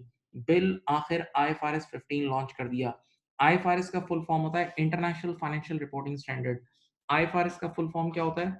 International financial reporting standard, IFRS, international financial reporting standard. Okay, now, अब ऐसी क्या वजूहत थी, मैं कुछ कहानियों की फॉर्म में आपको समझाता हूँ कि ये लोग क्या करते थे। जो पुराना स्टैंडर्ड था, वो रेवेन्यू को गलत वक्त पे बुक करवाता था, वो रेवेन्यू को कई बार गलत वक्त पे बुक कराता था, या एक ही ट्रांजैक्शन के अंदर तीन चार इवेंट्स होते थे, एक ही ट्रांजैक्शन के अंदर तीन चार परफॉर्मेंस ऑब्लिगेशन होती थी, ये उसको एक ही मानता था। जैसे मिसाल के तौर पर मैं आपको कुछ मिसालें देता हूं, आप दिल खोल के सुने। यार ऐसे कराची में इंस्टीट्यूट हैं, ऐसे कराची में इंस्टीट्यूट हैं, और हम भी 2009 में ऐसे ही थे। 2009-10 तक या 11 तक हम लोग भी ऐसे ही थे कि हम लोग, जब बच्चा FIA में एडमिशन लेने आता था, जब बच्चा FIA में एडमिशन लेने आता था, तो उससे एक वन शॉट फीस पकड़ लेते थे। एक वन शॉट फीस पकड़ के उसमें बुक्स भी हम ही देते थे, बुक्स भी हम, उस बुक्स शामिल होती थी, और फिर पढ़ाते भी हम थे, सही है। तो अब आप जरा सोचें, हमने बच्चे से एक साथ फीस ले ली, और उसको बुक्स भी हम दे रहे हैं और पढ़ाएंगे भी हम। और से सुनना, जैसे ही वो एडमिशन फीस और पेमेंट करता था, तो हम उसको बुक्स का पूरा सेटअप एक साथ दे देते थे। तो बुक्स की जिम्मेदारी से हम सबक दोष हो गए, बुक्स हमने डे वन पे उसको दे दी। लेकिन जो टीचिंग है वो हम पूरे एक साल तक करते थे। FIA का कम से कम टाइम पीरियड एक साल होता है। तो बुक्स हमने डे वन पे दे दी, बुक्स हमने डे वन पे दे दी, और जो टीचिंग सर्विस है वो हम पूरा साल करेंगे, जो टीचिंग सर्विस है हम पूरा साल करेंगे। तो असल में यहाँ हम दो परफॉर्मेंस ऑब्लिगेशन, दो जिम्मेदारियां पूरी कर रहे हैं, एक हम बुक्स बेच रहे हैं और एक हम टीचिंग सर्विस बेच रहे हैं। तो पुराना स्टैंडर्ड ऐसा था, वो इन दोनों को अलग अलग नहीं करता था, वो इन दोनों को एक ही मानता था। नए स्टैंडर्ड ने आके बोला, भाई साहब ये दो अलग अलग इवेंट्स हैं, ये दोनों अलग अलग ट्रांजेक्शन हैं, आपने बुक्स डे वन पे ट्रांसफर कर दी है, बुक्स डे वन पे ट्रांसफर कर दी है, तो बुक्स का रेवेन्यू डे वन पे बुक होगा, बुक्स का रेवेन्यू डे वन पे बुक होगा। जबकि जो टीचिंग है वो आहिस्ता आहिस्ता आहिस्ता आहिस्ता पूरे साल करोगे, तो उसका रेवेन्यू स्प्रेड होगा, उसकी कमाई, उसकी इनकम स्प्रेड होगी। नहीं समझे?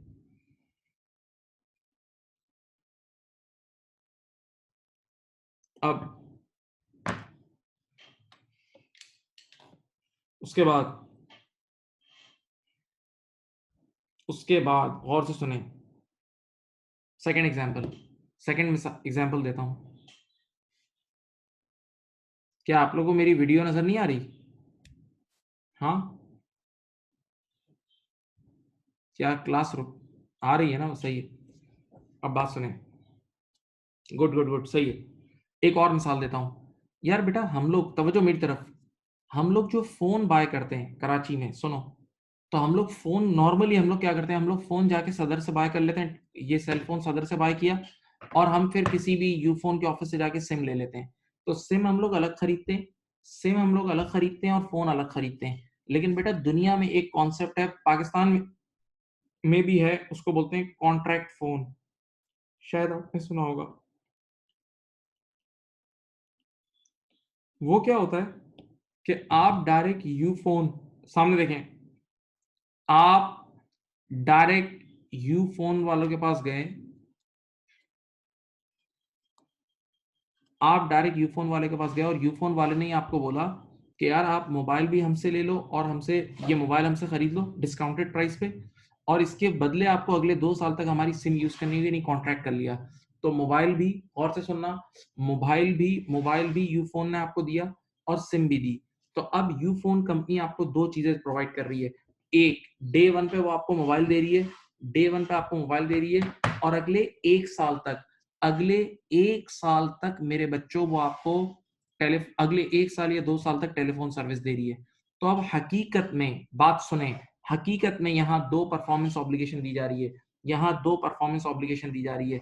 एक वो आपको फोन दे रही है, और गौर से सुने, फोन वो डे वन पे आपके हाथ में दे रही है, फोन वो डे वन पे आपके हाथ में दे रही है। तो phone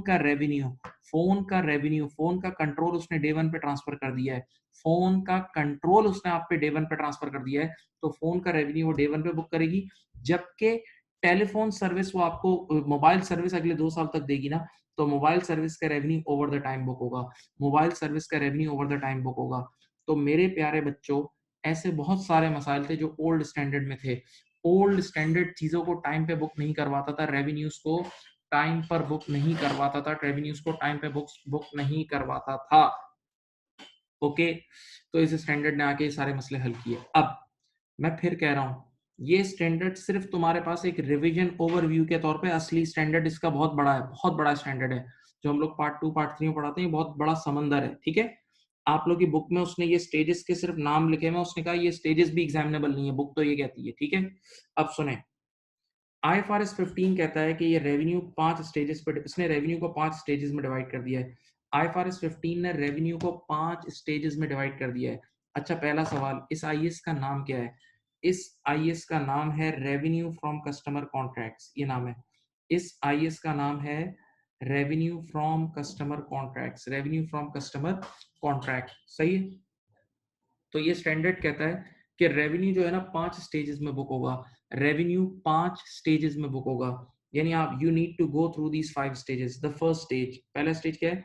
identification of contract, identification of contract, यानी आपका, मेरी तरफ देखें, आपका आपके कस्टमर से कॉन्ट्रैक्ट हो चुका हो, आपका अपने कस्टमर से कॉन्ट्रैक्ट हो चुका हो, सही है।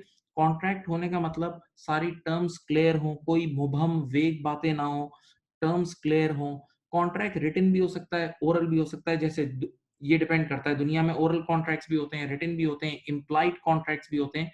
तो बस कॉन्ट्रैक्ट मजबूत हो, कॉन्ट्रैक्ट मजबूत हो, यानी आपका कस्टमर से कॉन्ट्रैक्ट हो। Number 2, identification of performance obligation. आसान लफ्जों में इसका मतलब क्या है? आपने पता लगाना है कि इस कॉन्ट्रैक्ट में आपकी कितनी जिम्मेदारियां हैं, इस कॉन्ट्रैक्ट में आपके ऊपर क्या क्या जिम्मेदारियां हैं। तो जरा आवाज सुने, कुछ कॉन्ट्रैक्ट ऐसे होते हैं जो पूरा कॉन्ट्रैक्ट एक सिंगल जिम्मेदारी होती है, कुछ कॉन्ट्रैक्ट्स ऐसे होते हैं जो पूरा कॉन्ट्रैक्ट एक सिंगल जिम्मेदारी होती है, और कुछ कॉन्ट्रैक्ट ऐसे होते हैं कि एक ही कॉन्ट्रैक्ट के अंदर डिफरेंट जिम्मेदारियां होती हैं, डिफरेंट सेपरेट परफॉर्मेंस ऑब्लिगेशंस होती हैं। मिसाल के तौर पे, मेरी तरफ देखें, मैंने अभी जो आपको टीचिंग प्लस बुक्स, मैंने अभी आपको एक एग्जांपल नहीं दी थी, टीचिंग प्लस बुक्स, याद है? हाँ, तो अगर कोई इदारा ये चीज कर रहा है, टीचिंग प्लस बुक्स वाली ऑफर दे रहा है, तो इसका मतलब वो इदारा बच्चों को दो चीजें बेच रहा है, वो टीचिंग सर्विसेज भी बेच रहा है, और बुक्स भी बेच रहा है, टीचिंग सर्विसेज भी बेच रहा है और बुक्स भी बेच रहा है। तो these are two separate performance obligation. Similarly इधर देखें, सेल फोन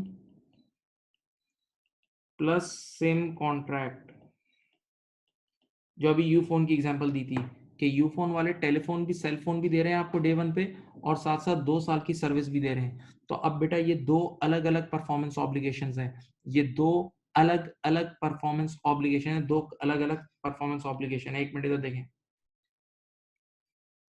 इसी तरह एक और एग्जांपल देता हूं, जनरेटर प्लस 2 years मेंटेनेंस। सुनो बेटा, मेरी कंपनी का काम है जनरेटर बेचना, एक काम है जनरेटर बेचता हूँ और दूसरा काम हम लोगों के पास जाके मेंटेनेंस सर्विस भी देते हैं। हम लोगों के पास जाके देखो, आपको आप सब जानते हैं कि अगर आप लोग जिस बिल्डिंग में रहते हैं अगर उसमें लिफ्ट लगी हुई है या जनरेटर लगा हुआ है, तो अगर आप जनरेटर या लिफ्ट रख रहे हैं तो उसकी मेंटेनेंस होती है। हर महीने या 15 दिन में एक टीम आती है जो उसमें ऑयल चेंज करती है, उसकी सर्विसिंग करती है, एक एक चीज को चेक करती है, सही है ना? ओके, तो ये एक मेंटेनेंस सर्विस होती है। तो हम लोग डिफरेंट कंपनीज से मेंटेनेंस सर्विस ले रहे होते हैं, मेंटेनेंस सर्विस ले रहे होते हैं। तो ये पूरा एक काम है, ये पूरा एक बिजनेस है मेंटेनेंस सर्विस देना, सही है? तो अब हमारे इदारे का काम क्या है, हम लोग जनरेटर भी बेचते हैं और मेंटेनेंस सर्विस भी देते हैं। लेकिन आज हमने एक ऑफर लगाई है, आज हमने एक ऑफर लगाई है कि भाई हमसे इतने लाख रुपए का जनरेटर ले लो, इतने लाख रुपए का जनरेटर ले लो और साथ हम 3 साल की मेंटेनेंस सर्विस भी दे रहे हैं। पूरा एक पैकेज दे दिया हमने कस्टमर को, पूरा एक पैकेज दे दिया कि भाई इतने लाख रुपए हमें दे दो, तो बदले में जनरेटर भी ले लो और 3 साल की मेंटेनेंस सर्विस भी ले लो। तो बेटा बेशक पैसे तो एक साथ आ रहे हैं, बेशक पैसे तो एक साथ आ रहे हैं, लेकिन लेकिन हकीकत में हकीकत में यहाँ हम दो परफॉर्मेंस ऑब्लिगेशन दे रहे हैं। एक जनरेटर दे रहे हैं, हकीकत में हम पर दो जिम्मेदारियां हैं, हकीकत में हम पर दो जिम्मेदारियां हैं। एक हम जनरेटर दे रहे हैं, एक हम जनरेटर दे रहे हैं और दूसरा हम दे रहे हैं मेंटेनेंस सर्विस। दूसरा हम क्या दे रहे हैं? मेंटेनेंस सर्विस दे रहे हैं, मेंटेनेंस सर्विस दे रहे हैं, सही? तो अब जरा सोचो, जनरेटर एक ऐसी चीज है जो डे वन पे ही उसकी प्रेमिसेस पर दे देते हैं। जनरेटर एक ऐसी चीज है डे वन पे ही उस सामने वाले की प्रेमिसेस पे डिलीवर हो जाता है, तो डे वन पे ही उसका कंट्रोल ट्रांसफर हो जाता है। जनरेटर का कंट्रोल डे वन पे ही ट्रांसफर हो जाता है, लेकिन मेंटेनेंस सर्विस हम आहिस्ता आहिस्ता आहिस्ता 2-3 साल तक देंगे। मेंटेनेंस सर्विस हम आहिस्ता आहिस्ता 2-3 साल तक देंगे। तो मेरे बच्चों, जनरेटर का रेवेन्यू डे वन पे ही बुक हो जाएगा, जनरेटर का सेल्स रेवेन्यू डे वन पे ही बुक हो जाएगा, जबकि मेंटेनेंस सर्विस का revenue over the time Aahista Aahista book होगा, सही? तो सेकंड स्टेज का नाम क्या है? Identification of performance obligation. Identification, आंखें खोलें, of performance obligation. Identification of performance obligation, okay? तो आइडेंटिफिकेशन ऑफ परफॉर्मेंस ऑब्लिगेशन का मतलब आपने पहचानना है कि इस कॉन्ट्रैक्ट में आपके ऊपर कितनी जिम्मेदारियां हैं, इस कॉन्ट्रैक्ट में आपके ऊपर कितनी जिम्मेदारियां हैं। मैं चुप हो रहा हूं, एक 30 सेकंड के लिए आप आराम से दिमाग में डालें।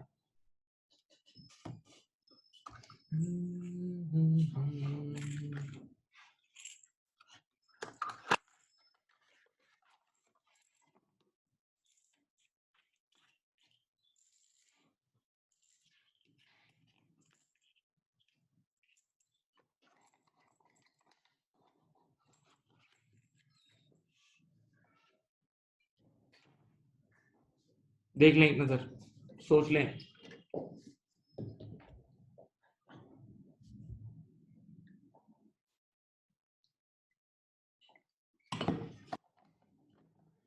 अब नंबर 3, ट्रांजैक्शन प्राइस। नंबर 3 क्या है? Transaction price. ट्रांजैक्शन प्राइस का मतलब भाई, आप इस कॉन्ट्रैक्ट से क्या कमाओगे, आप इस कॉन्ट्रैक्ट से क्या कमाओगे, सही है? तो जब ट्रांजैक्शन प्राइस तक पहुंचो तो दोनों हाथ, ये देखो दो हाथ हैं, दुआ करना कि कॉन्ट्रैक्ट से फिक्स मिल रहा हो। कॉन्ट्रैक्ट से फिक्स प्राइस मिल रही हो तो फिर तो आसान है। लेकिन कभी कभार कॉन्ट्रैक्ट से, अब देखो मैं ये स्टेज 3 पे बात कर रहा हूँ, स्टेज 3, कभी कभार कॉन्ट्रैक्ट से वेरिएबल रेवेन्यू भी मिलता है। कभी कभार कॉन्ट्रैक्ट से क्या मिलता है, बोलो? वेरिएबल रेवेन्यू भी मिलता है, वेरिएबल, बेटा इधर, वेरिएबल रेवेन्यू भी मिलता है। कभी कभार कॉन्ट्रैक्ट से वेरिएबल रेवेन्यू भी मिलता है। बच्चे ने कहा भाई ये क्या चीज है, वेरिएबल रेवेन्यू क्या बोला? मैंने कहा थोड़ा सा बात बताता हूँ।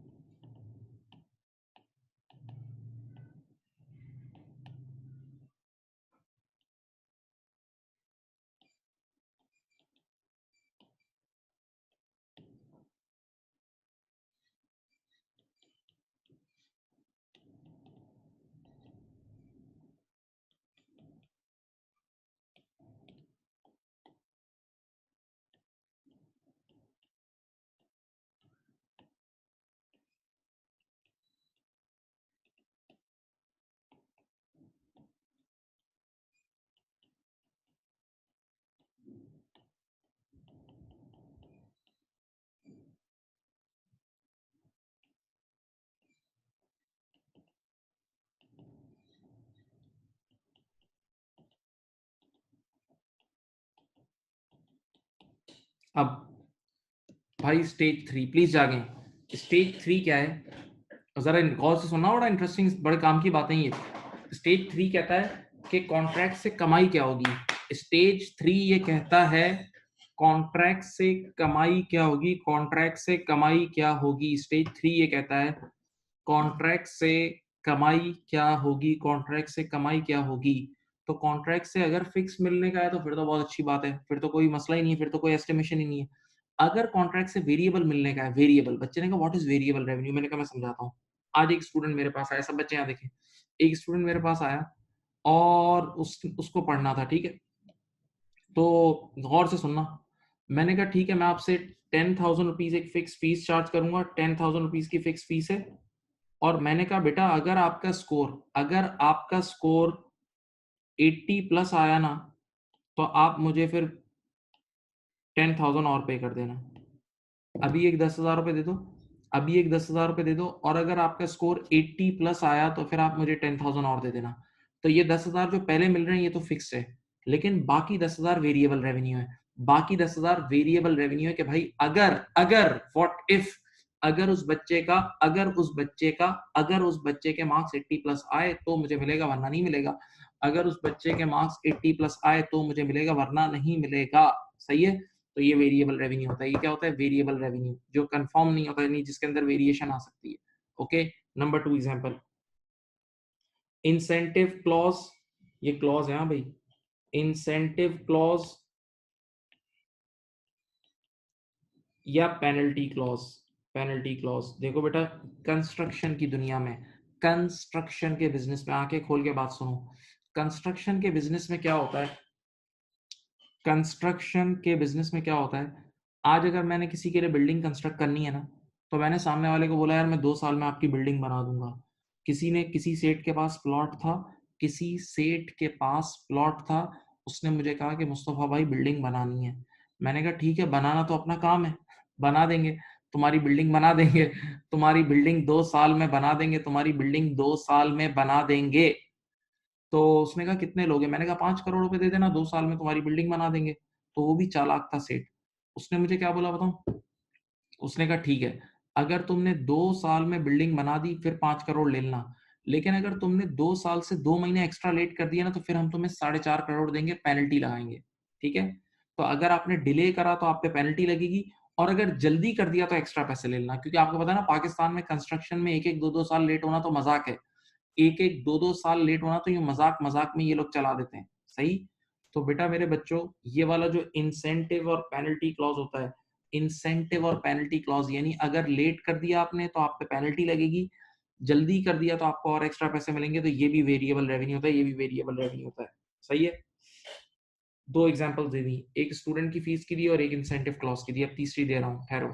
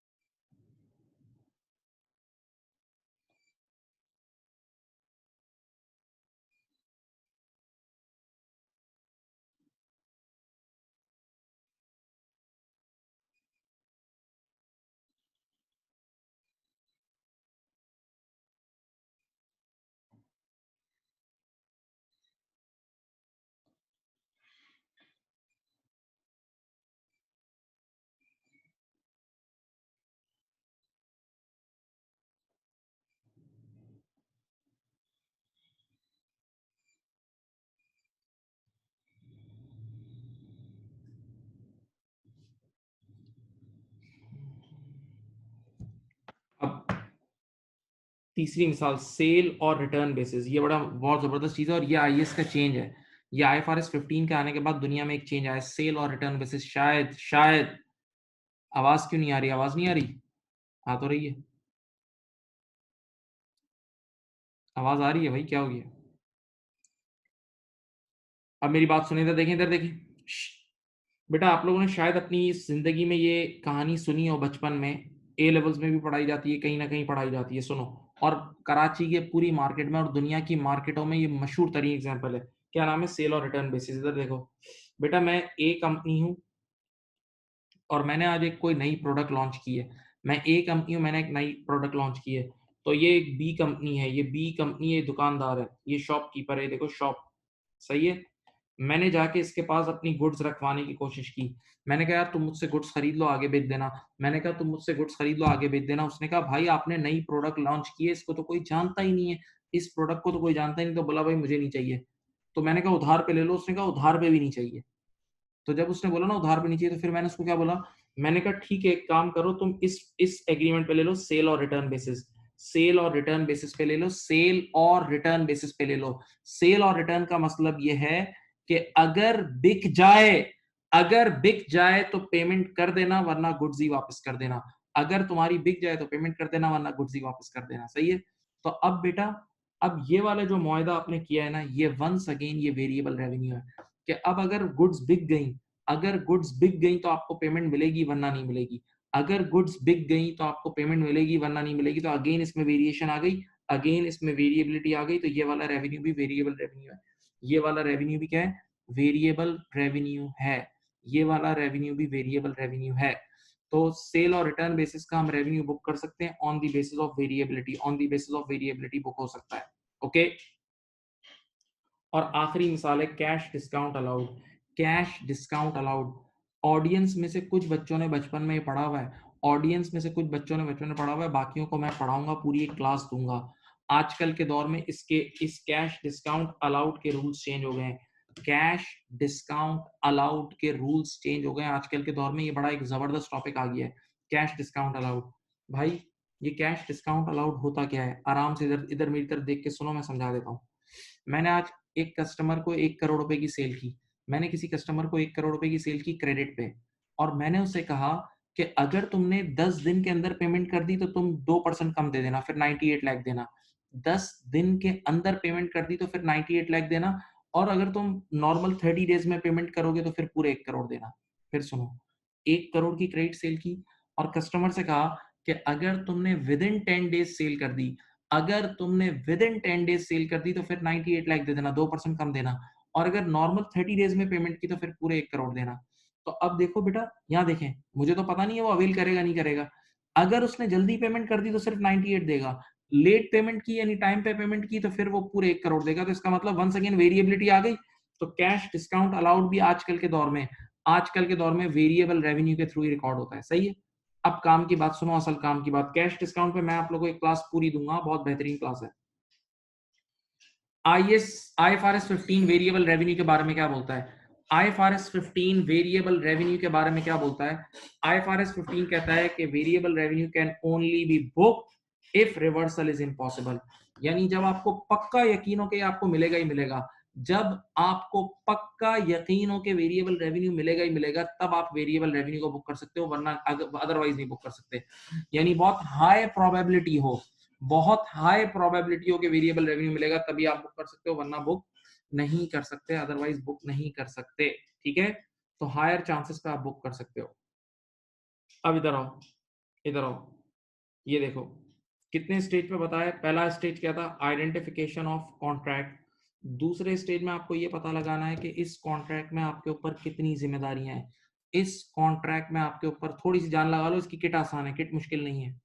मैं ऐसे ही एक्स्ट्रा पढ़ा रहा हूँ यार, तुम्हारा जहन बनाने के लिए। सुनो, number 2, identification of performance obligation का मतलब इस कॉन्ट्रैक्ट में कितनी जिम्मेदारियां हैं। ये सारी मिसालें दी थी, देखो ये सारी मिसालें दी थी बेटा, ये रही, ठीक है। Number 3, transaction price. हमें हमें इस कॉन्ट्रैक्ट से मिलेगा कितना, हमें इस कॉन्ट्रैक्ट से मिलेगा कितना और क्या मिलेगा। नंबर 4 जरा नाम पढ़ो। Allocation of price to separate performance obligation. बहुत गौर से सुने, allocation of price to separate performance obligation.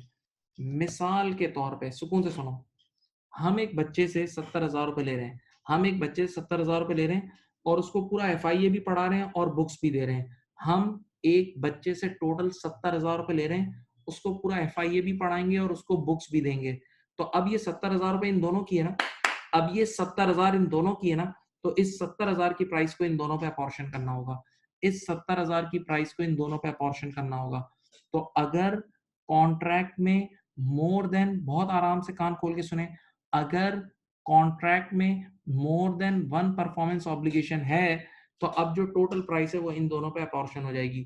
जो टोटल प्राइस है वो इन दोनों पर अपॉर्शन हो जाएगी, ताकि आपको पता लग जाए कि आपने एक-एक से कितना कमाया, ताकि पता लग जाए कि बुक्स से कितना कमाया, टीचिंग से कितना कमाया, ताकि पता लग जाए कि फ़ोन से कितना कमाया और टेलीफ़ोन सर्विस से कितना कमाया, ताकि पता लग जाए कि जनरेटर बेच के कितना कमाया और मेंटेनेंस सर्विस से कितना कमाया। सही है? तो चौथा स्टेप क्या है? Allocation of price to separate performance obligation. Allocation of price to separate performance obligation. Allocation of price to separate performance obligation. Okay.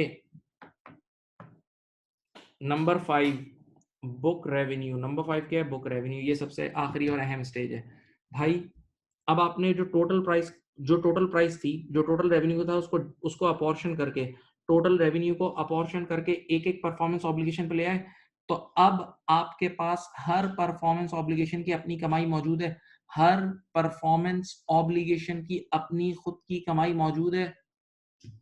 अब बस ये डिसाइड करना है रेवेन्यू कब बुक करना है। रेवेन्यू कब बुक करना है? आ जाओ लास्ट, ये लो। तो रेवेन्यू तब बुक होता है, revenue is book when performance obligation is satisfied. When performance obligation is satisfied. Revenue is book when performance obligation is satisfied. जब आप अपनी जिम्मेदारी पूरी कर देते हो, जब आप अपनी परफॉर्मेंस ऑब्लिगेशन की जिम्मेदारी पूरी कर देते हो, उस दिन रेवेन्यू बुक होता है। अब पूरी दुनिया में याद रखना, और इस आईएफआरएस में भी ये दो तरीके हैं। एक नाम है पॉइंट इन टाइम और एक ओवर टाइम। ये रेवेन्यू बुक करने के दो तरीके हैं। एक है पॉइंट इन टाइम, यानी यकमुश्त। एक तरीका है यकमुश्त रेवेन्यू बुक करो, और एक तरीका क्या है? ओवर टाइम, यानी स्प्रेड करके रेवेन्यू बुक करो। बेटा, यकमुश्त यानी वन शॉट, यकमुश्त यानी वन शॉट रेवेन्यू किसका बुक होता है? For goods normally when control transfers. बेटा, नॉर्मली वो चीजें जो एकदम आप सामने वाले को दे देते हो, जैसे गुड्स दे देते हो। अगर मुझे किसी को शूज सप्लाई करने हैं, मुझे किसी को मोबाइल फोन सप्लाई करना है, या कोई भी ऐसी टेंजिबल चीजें, एसी सप्लाई करना है, तो ये चीजें यकमुश्त सामने वाले को एक साथ दे दी जाती हैं। तो इनका रेवेन्यू एक शॉट में, वन शॉट बुक हो जाता है। ऐसी चीजों का रेवेन्यू वन शॉट बुक हो जाता है। सही है? और इनका रेवेन्यू कब बुक करते हैं? When control transfer. जब हम सामने वाले को कंट्रोल ट्रांसफर कर देते हैं, उस दिन रेवेन्यू बुक कर लेते हैं। जब हम सामने वाले को कंट्रोल ट्रांसफर कर देते हैं, उस दिन रेवेन्यू बुक कर लेते हैं। सही है? अब दूसरा रेवेन्यू बुक करने का तरीका कैसा है? आंखें खोलो, ओवर टाइम। ओवर टाइम करने का मतलब स्प्रेड कर करके। ओवर टाइम का मतलब स्प्रेड कर करके रेवेन्यू बुक होता है, स्प्रेड कर करके, विद रिस्पेक्ट टू टाइम। सही है? Normally for services like teaching we book revenue over time. सुने, मुझे एक चीज बताएं।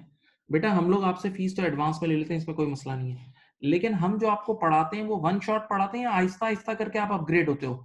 आहिस्ता आहिस्ता करके सर्विस देते हैं ना। हम आहिस्ता आहिस्ता करके सर्विस देते हैं ना, तो हम अपना रेवेन्यू भी ओवर टाइम बुक करते हैं। मिसाल के तौर पे एक मिसाल देता हूँ, इधर देखो, इधर देखो, बिस्मिल्लाह। थोड़ी सी देर यहाँ देखें,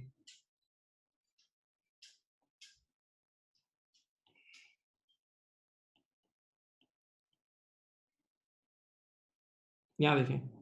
बेटा, मैंने एक कोर्स स्टार्ट किया है नवंबर में। एक कोर्स मैंने स्टार्ट किया है नवंबर में। सब बच्चे यहाँ देखें। ठीक है, एडवांस फीस ले ली। तो आप सबको पता है advance income is always a liability. Advance income is always a liability. अभी हमने पढ़ाया नहीं है। अब बताओ, यहाँ फीस ले ली, और मैंने ईयर एंड से पहले पहले उस उसमें 10 चैप्टर्स थे। उस कोर्स में कितने चैप्टर्स थे? 10 चैप्टर्स थे। यहाँ देखें बेटा, उस कोर्स में 10 चैप्टर थे, और ईयर एंड से पहले पहले मैंने 4 चैप्टर्स पढ़ा दिए हैं। बेटा, जो पूरा कोर्स के जिसके मैंने पैसे लिए थे ना, उसमें टोटल 10 चैप्टर्स थे, और ईयर एंड से पहले पहले मैंने 4 चैप्टर्स आई हैव टॉट। तो मल्टीप्लाई बाय 100 करो, तो मेरा स्टेज, एक second hold.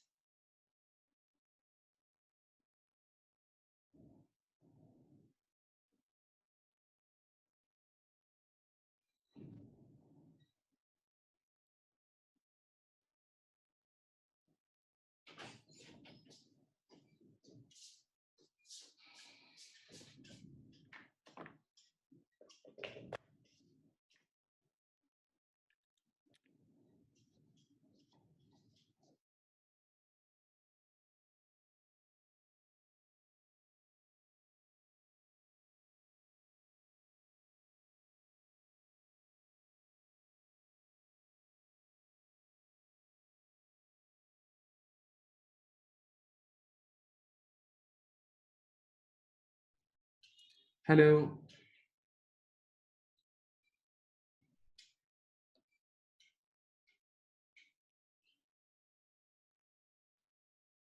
Hello. Sorry, battery low हो गई थी एक्चुअली। वो चार्जर मेरा यहाँ से मिसप्लेस हो गया था। आवाज आ रही है आप लोगों को?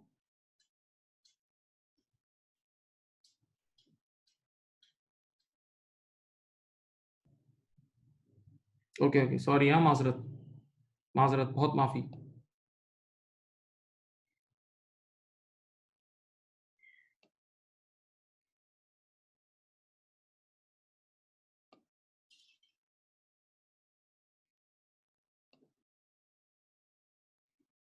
नाउ, तो बेटा, ईयर एंड से पहले पहले नवंबर में मैंने कुछ बच्चों से फीस रिसीव की 100%। और ईयर एंड होने तक मैंने उनको 4 चैप्टर्स करा दिए आउट ऑफ 10 चैप्टर्स। तो बताओ बेटा, मेरा स्टेज ऑफ कंप्लीशन कितना हुआ बेटा? बच्चों बताओ। मेरा स्टेज ऑफ कंप्लीशन हो जाएगा 40%। सही है। मेरा स्टेज ऑफ कंप्लीशन कितना हो जाएगा बेटा? 40%। इसका मतलब मैंने यहाँ 40% काम करा दिया है, तो मैं 40% रेवेन्यू यहाँ बुक करूंगा और रिमेनिंग 60% अगले साल बुक करूंगा। रिमेनिंग 60% अगले साल पढ़ाऊंगा, तो रिमेनिंग 60% अगले साल बुक करूंगा। सही है। तो माय डियर स्टूडेंट्स, इधर देखें कि रेवेन्यू दो तरीके से बुक होता है। एक ओवर टाइम और एक पॉइंट इन टाइम। एक ओवर टाइम और एक पॉइंट इन टाइम। एक ओवर टाइम रेवेन्यू बुक होता है और एक बुक होता है point in time. Okay. Point in time का मतलब कुछ चीजों का यकमुश्त एक साथ रेवेन्यू बुक हो जाता है, जिन जिन चीजों को हम एकदम ट्रांसफर कर देते हैं, एकदम फायदा पहुंचा देते हैं, एकदम फायदा पहुंचा देते हैं, तो एकदम रेवेन्यू बुक हो जाता है। और कुछ चीजों में हम performance obligation Aahista Aahista transfer करते हैं, तो उसमें ओवर टाइम रेवेन्यू बुक होता है। सही है। ओके। नाउ, ये लिख लें प्लीज, ये नोट डाउन कर लें, ये नोट डाउन कर लें थोड़ी सी।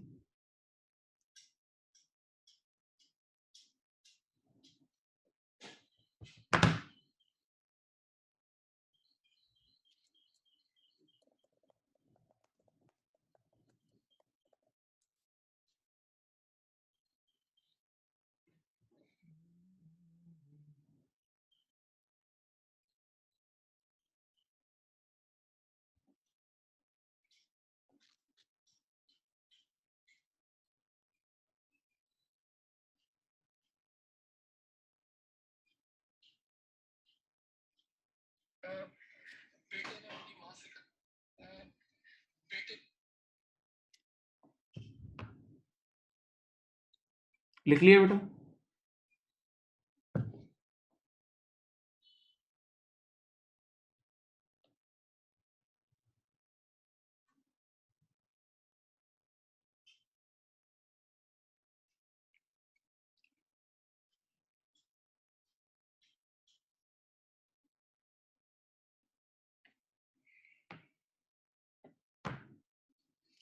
तो माय डियर स्टूडेंट्स, इधर देख लें, मेरे बहुत प्यारे प्यारे बच्चों, इधर देखो, ये रहे 5 स्टेजेस। देखो, ये रहे आपके 5 स्टेजेस, देख लें।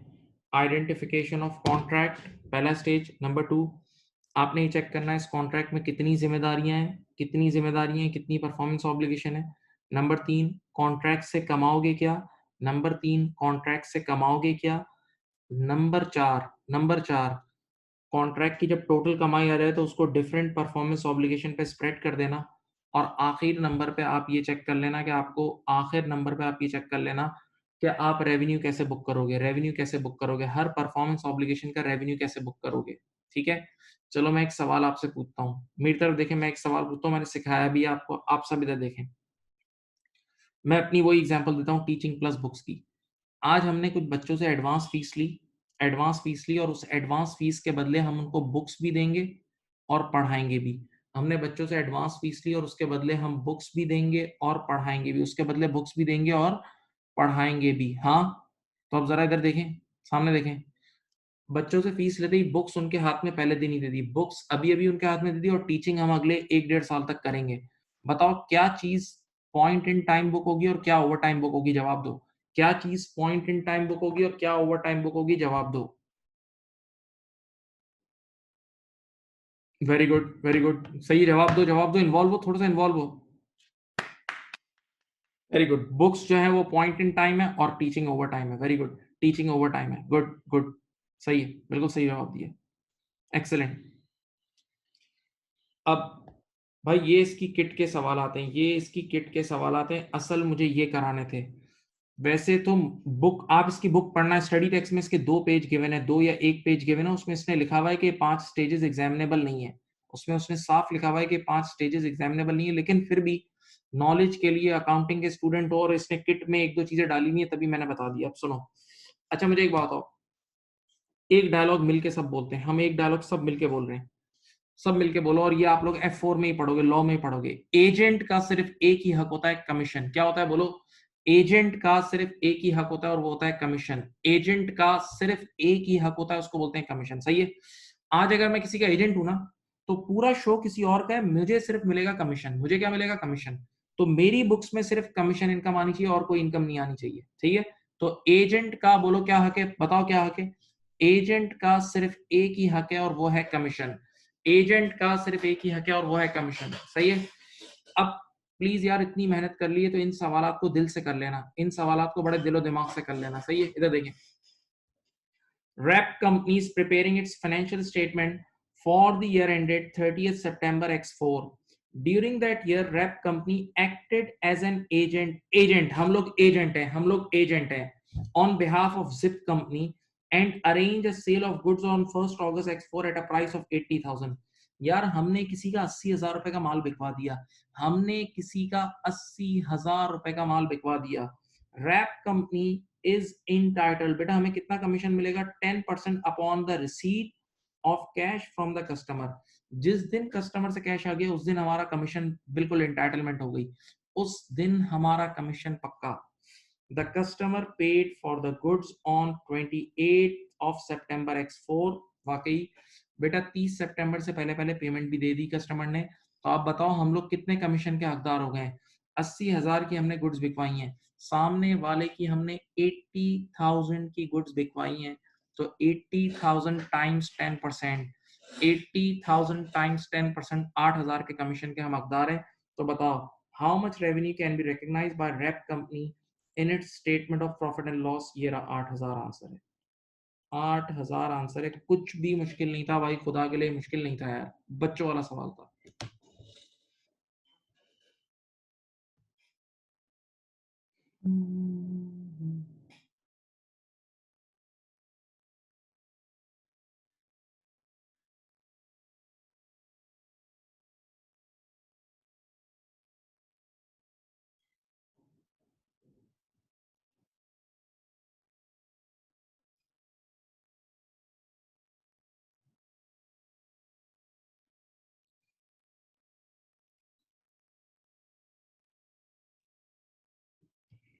अब 326, बहुत दिल से पढ़ना, बहुत बहुत ही तालियां इस सवाल के लिए पहले से तालियां बजा रहा हूँ, बहुत अच्छा सवाल है। क्या कह रहा है?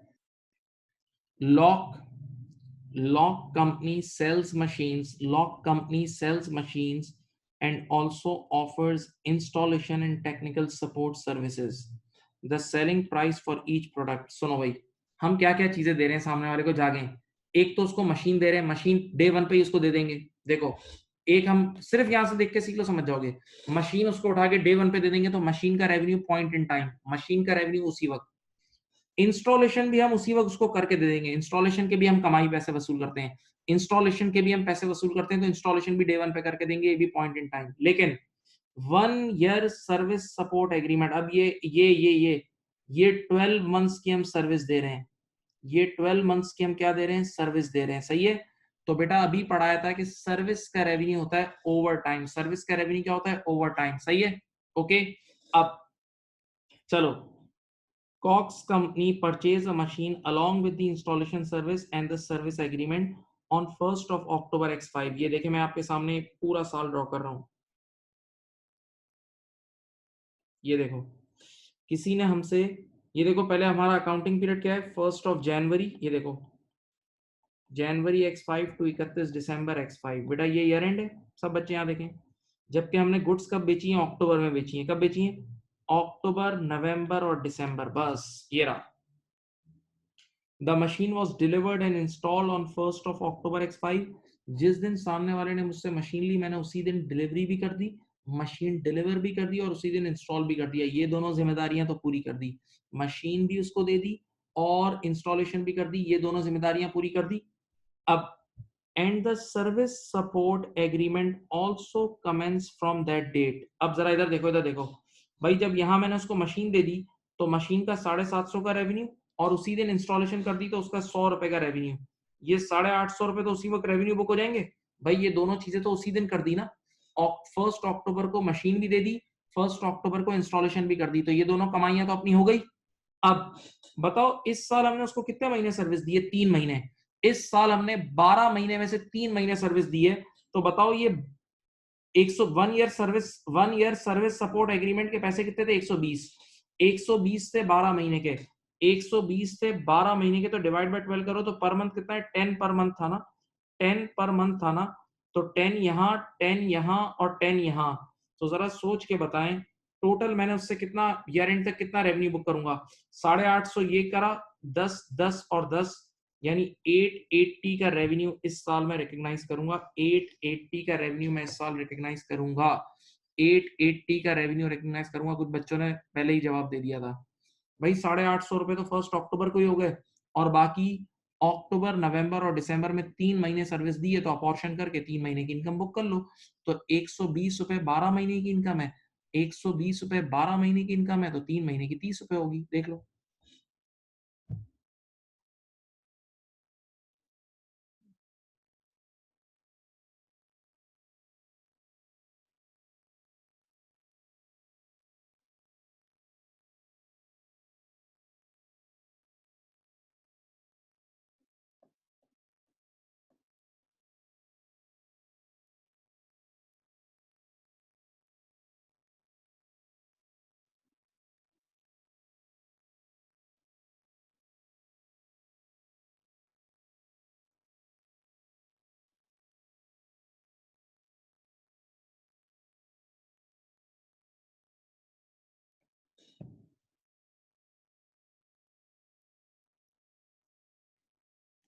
कर लिया? कर लिया बेटा मेरे बच्चों? ये सब आपकी कैपलिन की किट के क्वेश्चन हैं, कैपलिन की किट के सवाल आते ही हैं।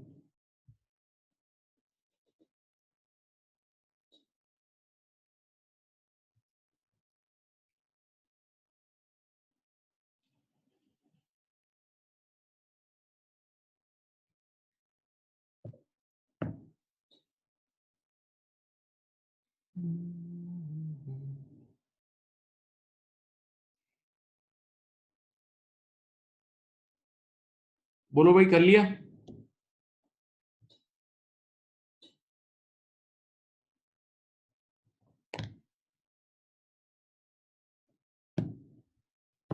चलें, अब 327, 327। मैं चुप हूं, देखते हैं तुम्हारा दिमाग कितना है। मैं 1 मिनट चुप हूं, 1 2 मिनट दे रहा हूं तुम्हें, पढ़ो इसमें से एक पिक कर लो, एक जो सही वाला है वो पिक करो। कर सकते हो तुम लोग, इतने बेकार नहीं हो, इतने बेकार नहीं हो, पढ़ो और पिक करो, एक पिक करो।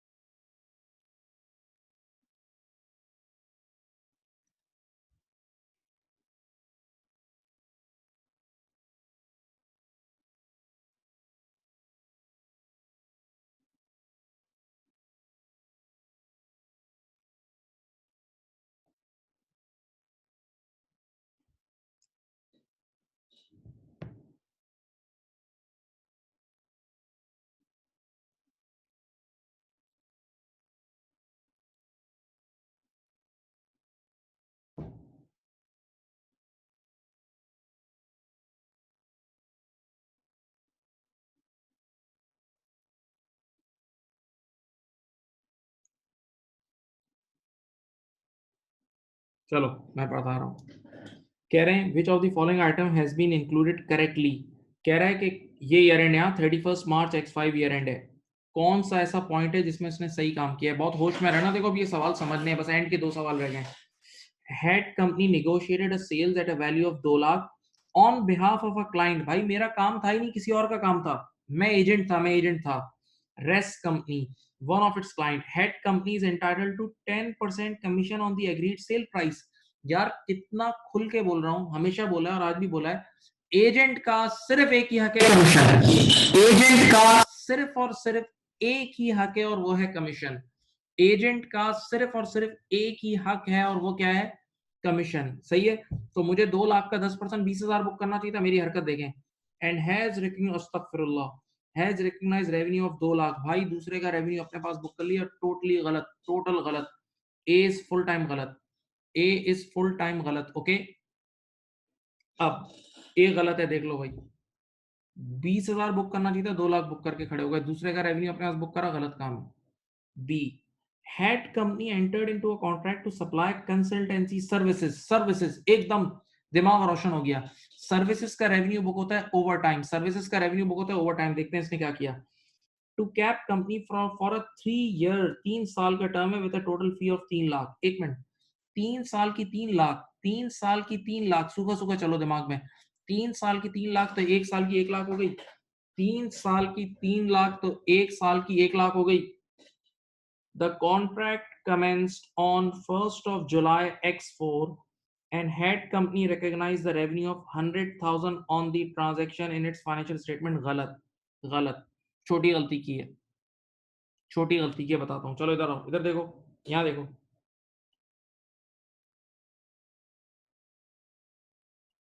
ये देखो, आपका अकाउंटिंग पीरियड पहली लाइन में पढ़ो कब एंड हो रहा था। देखो आपका अकाउंटिंग पीरियड 31 मार्च X5 को एंड हो रहा था। बेटा सब यहाँ देखें, ये बहुत गौर से पढ़ा करो। हाँ, फाइनेंशियल अकाउंटिंग में अकाउंटिंग डेट का लास्ट दिन देख लिया करो।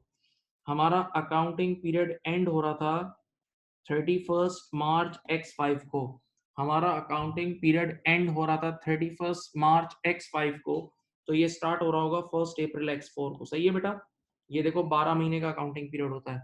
अकाउंटिंग पीरियड ड्रॉ कर लिया, अकाउंटिंग पीरियड ड्रॉ कर लिया 1 अप्रैल X4 से लेके 31 मार्च X5, 1 अप्रैल X4 से लेके 31 मार्च X5, ऐसा ही है, ऐसा ही है। अब बताओ, ये जो मैंने काम शुरू किया था ना, ये जो सर्विस देना शुरू की थी, 1 जुलाई से की थी। ये देखो 1 जुलाई X4 से की थी। तो देखो जुलाई, अगस्त, सितंबर, अक्टूबर, नवंबर, दिसंबर, जैन, फेब और मार्च। बताओ, इस साल 9 महीने सर्विस दी थी ना, इस साल 9 महीने सर्विस दी थी ना, इस बेवकूफ ने पूरे 12 महीने की बुक कर ली।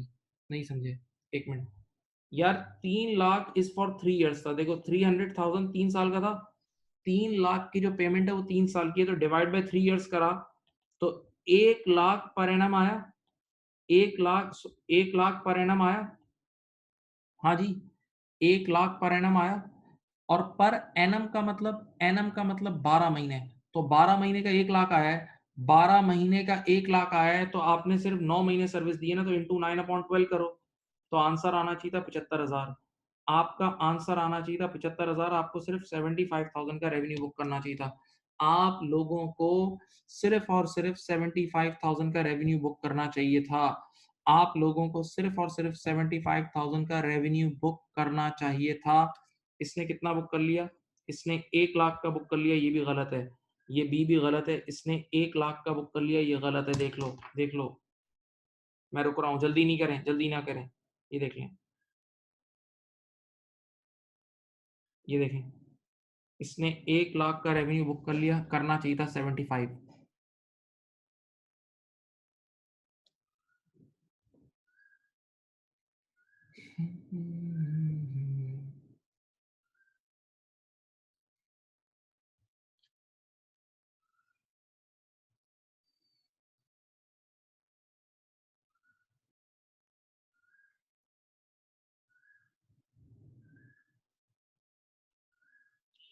अब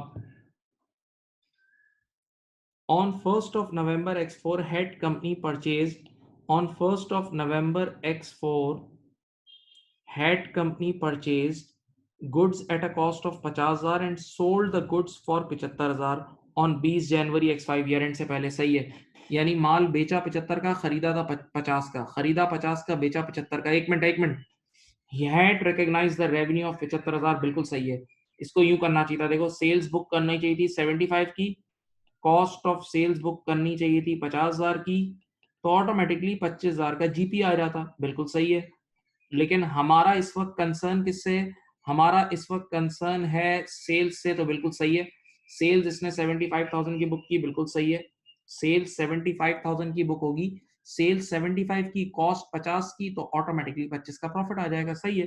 तो सेल्स का मतलब gross amount, sales is gross, तो बिल्कुल सही किया इसने। सी सही है, देख लो। C is totally correct. C is totally correct, देख लो।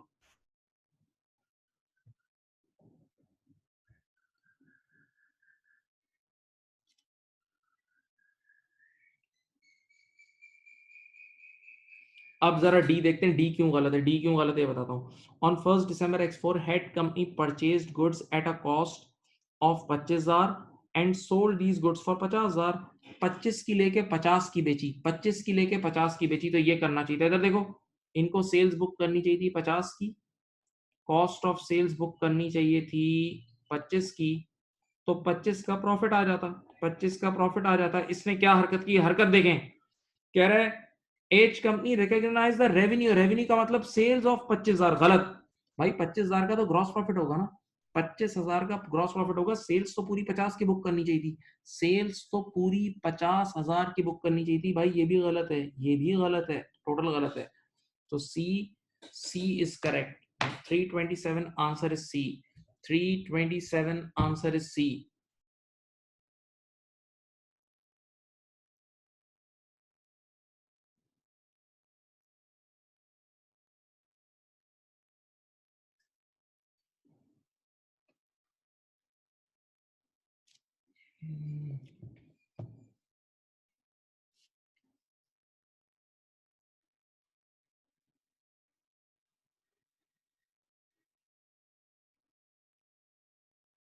अब अब एक 30-30 सेकंड के सवाल आते हैं, खत्म।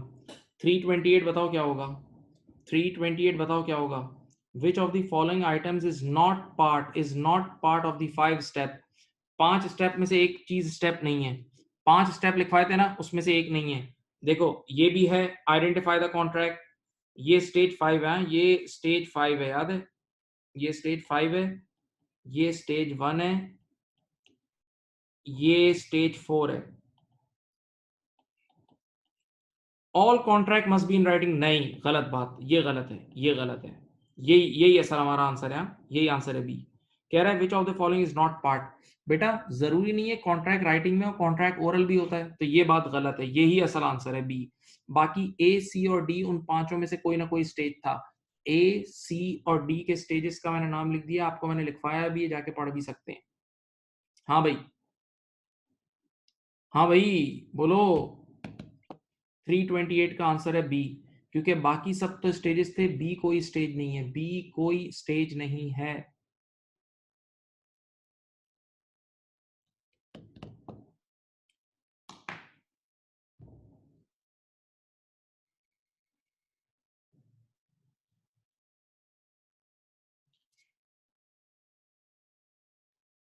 चलो ये बताओ। 329 आइडेंटिफाई, ये स्टेज 5 से रिलेटेड है, बस this is stage 5। Stage 5 please यहां देखें। Identify whether each of the following items is acceptable basis for recognition revenue. बताओ स्टेज 5 में कौन सी दो चीजें लिखवाई थी। स्टेज 5 में ये था, एक पॉइंट इन टाइम था और एक ओवर टाइम था। ये दो, ये जो है ना, सुनो, ये देख लो। स्टेज 5 के लिहाज से ट्रू बात क्या है, ट्रू। पॉइंट इन टाइम एक रेवेन्यू बुक करने का तरीका है, और एक ओवर टाइम। ये ऑन अ रीजनेबल बेसिस और एनुअली, ये कुछ नहीं बताया। ये IFRS 15 ने नहीं बताया। IFRS 15 ने रेवेन्यू बुक करने के दो बातें बताई, याद है। रेवेन्यू बुक जो स्टेज 5 था उसके ऊपर दो बातें थी, या तो ओवर टाइम रेवेन्यू बुक करो, या पॉइंट इन टाइम, या ओवर टाइम या पॉइंट इन टाइम। ये रीजनेबल बेसिस फॉल्स है और एनुअली भी फॉल्स है, इस पर IAS ने कोई बात नहीं की। इस पे IFRS 15 ने कोई बात नहीं की है, राइट। अच्छा मेरी बात सुनो बेटा, अब आपने IAS 37 की, IAS 10 की, इन सब की स्टडी टैक्स अपनी BPP या कैप्लन की जो भी स्टडी टैक्स है वो रीड करनी है। अगर आपने स्टडी टैक्स रीड नहीं की IAS की, तो आपने प्रिपरेशन नहीं की है। IAS जितने भी हैं, इवन IFRS 15 का भी एक पेज होगा हार्डली, ये तो मेरे ख्याल से बुक में बहुत ही कम है। बहरहाल इसको भी रीड करें, IAS 10 और IAS 37 इन सब की रीडिंग करें, ओके। ठीक है, चलें, अपना बहुत ख्याल रखिएगा। अल्लाह हाफिज।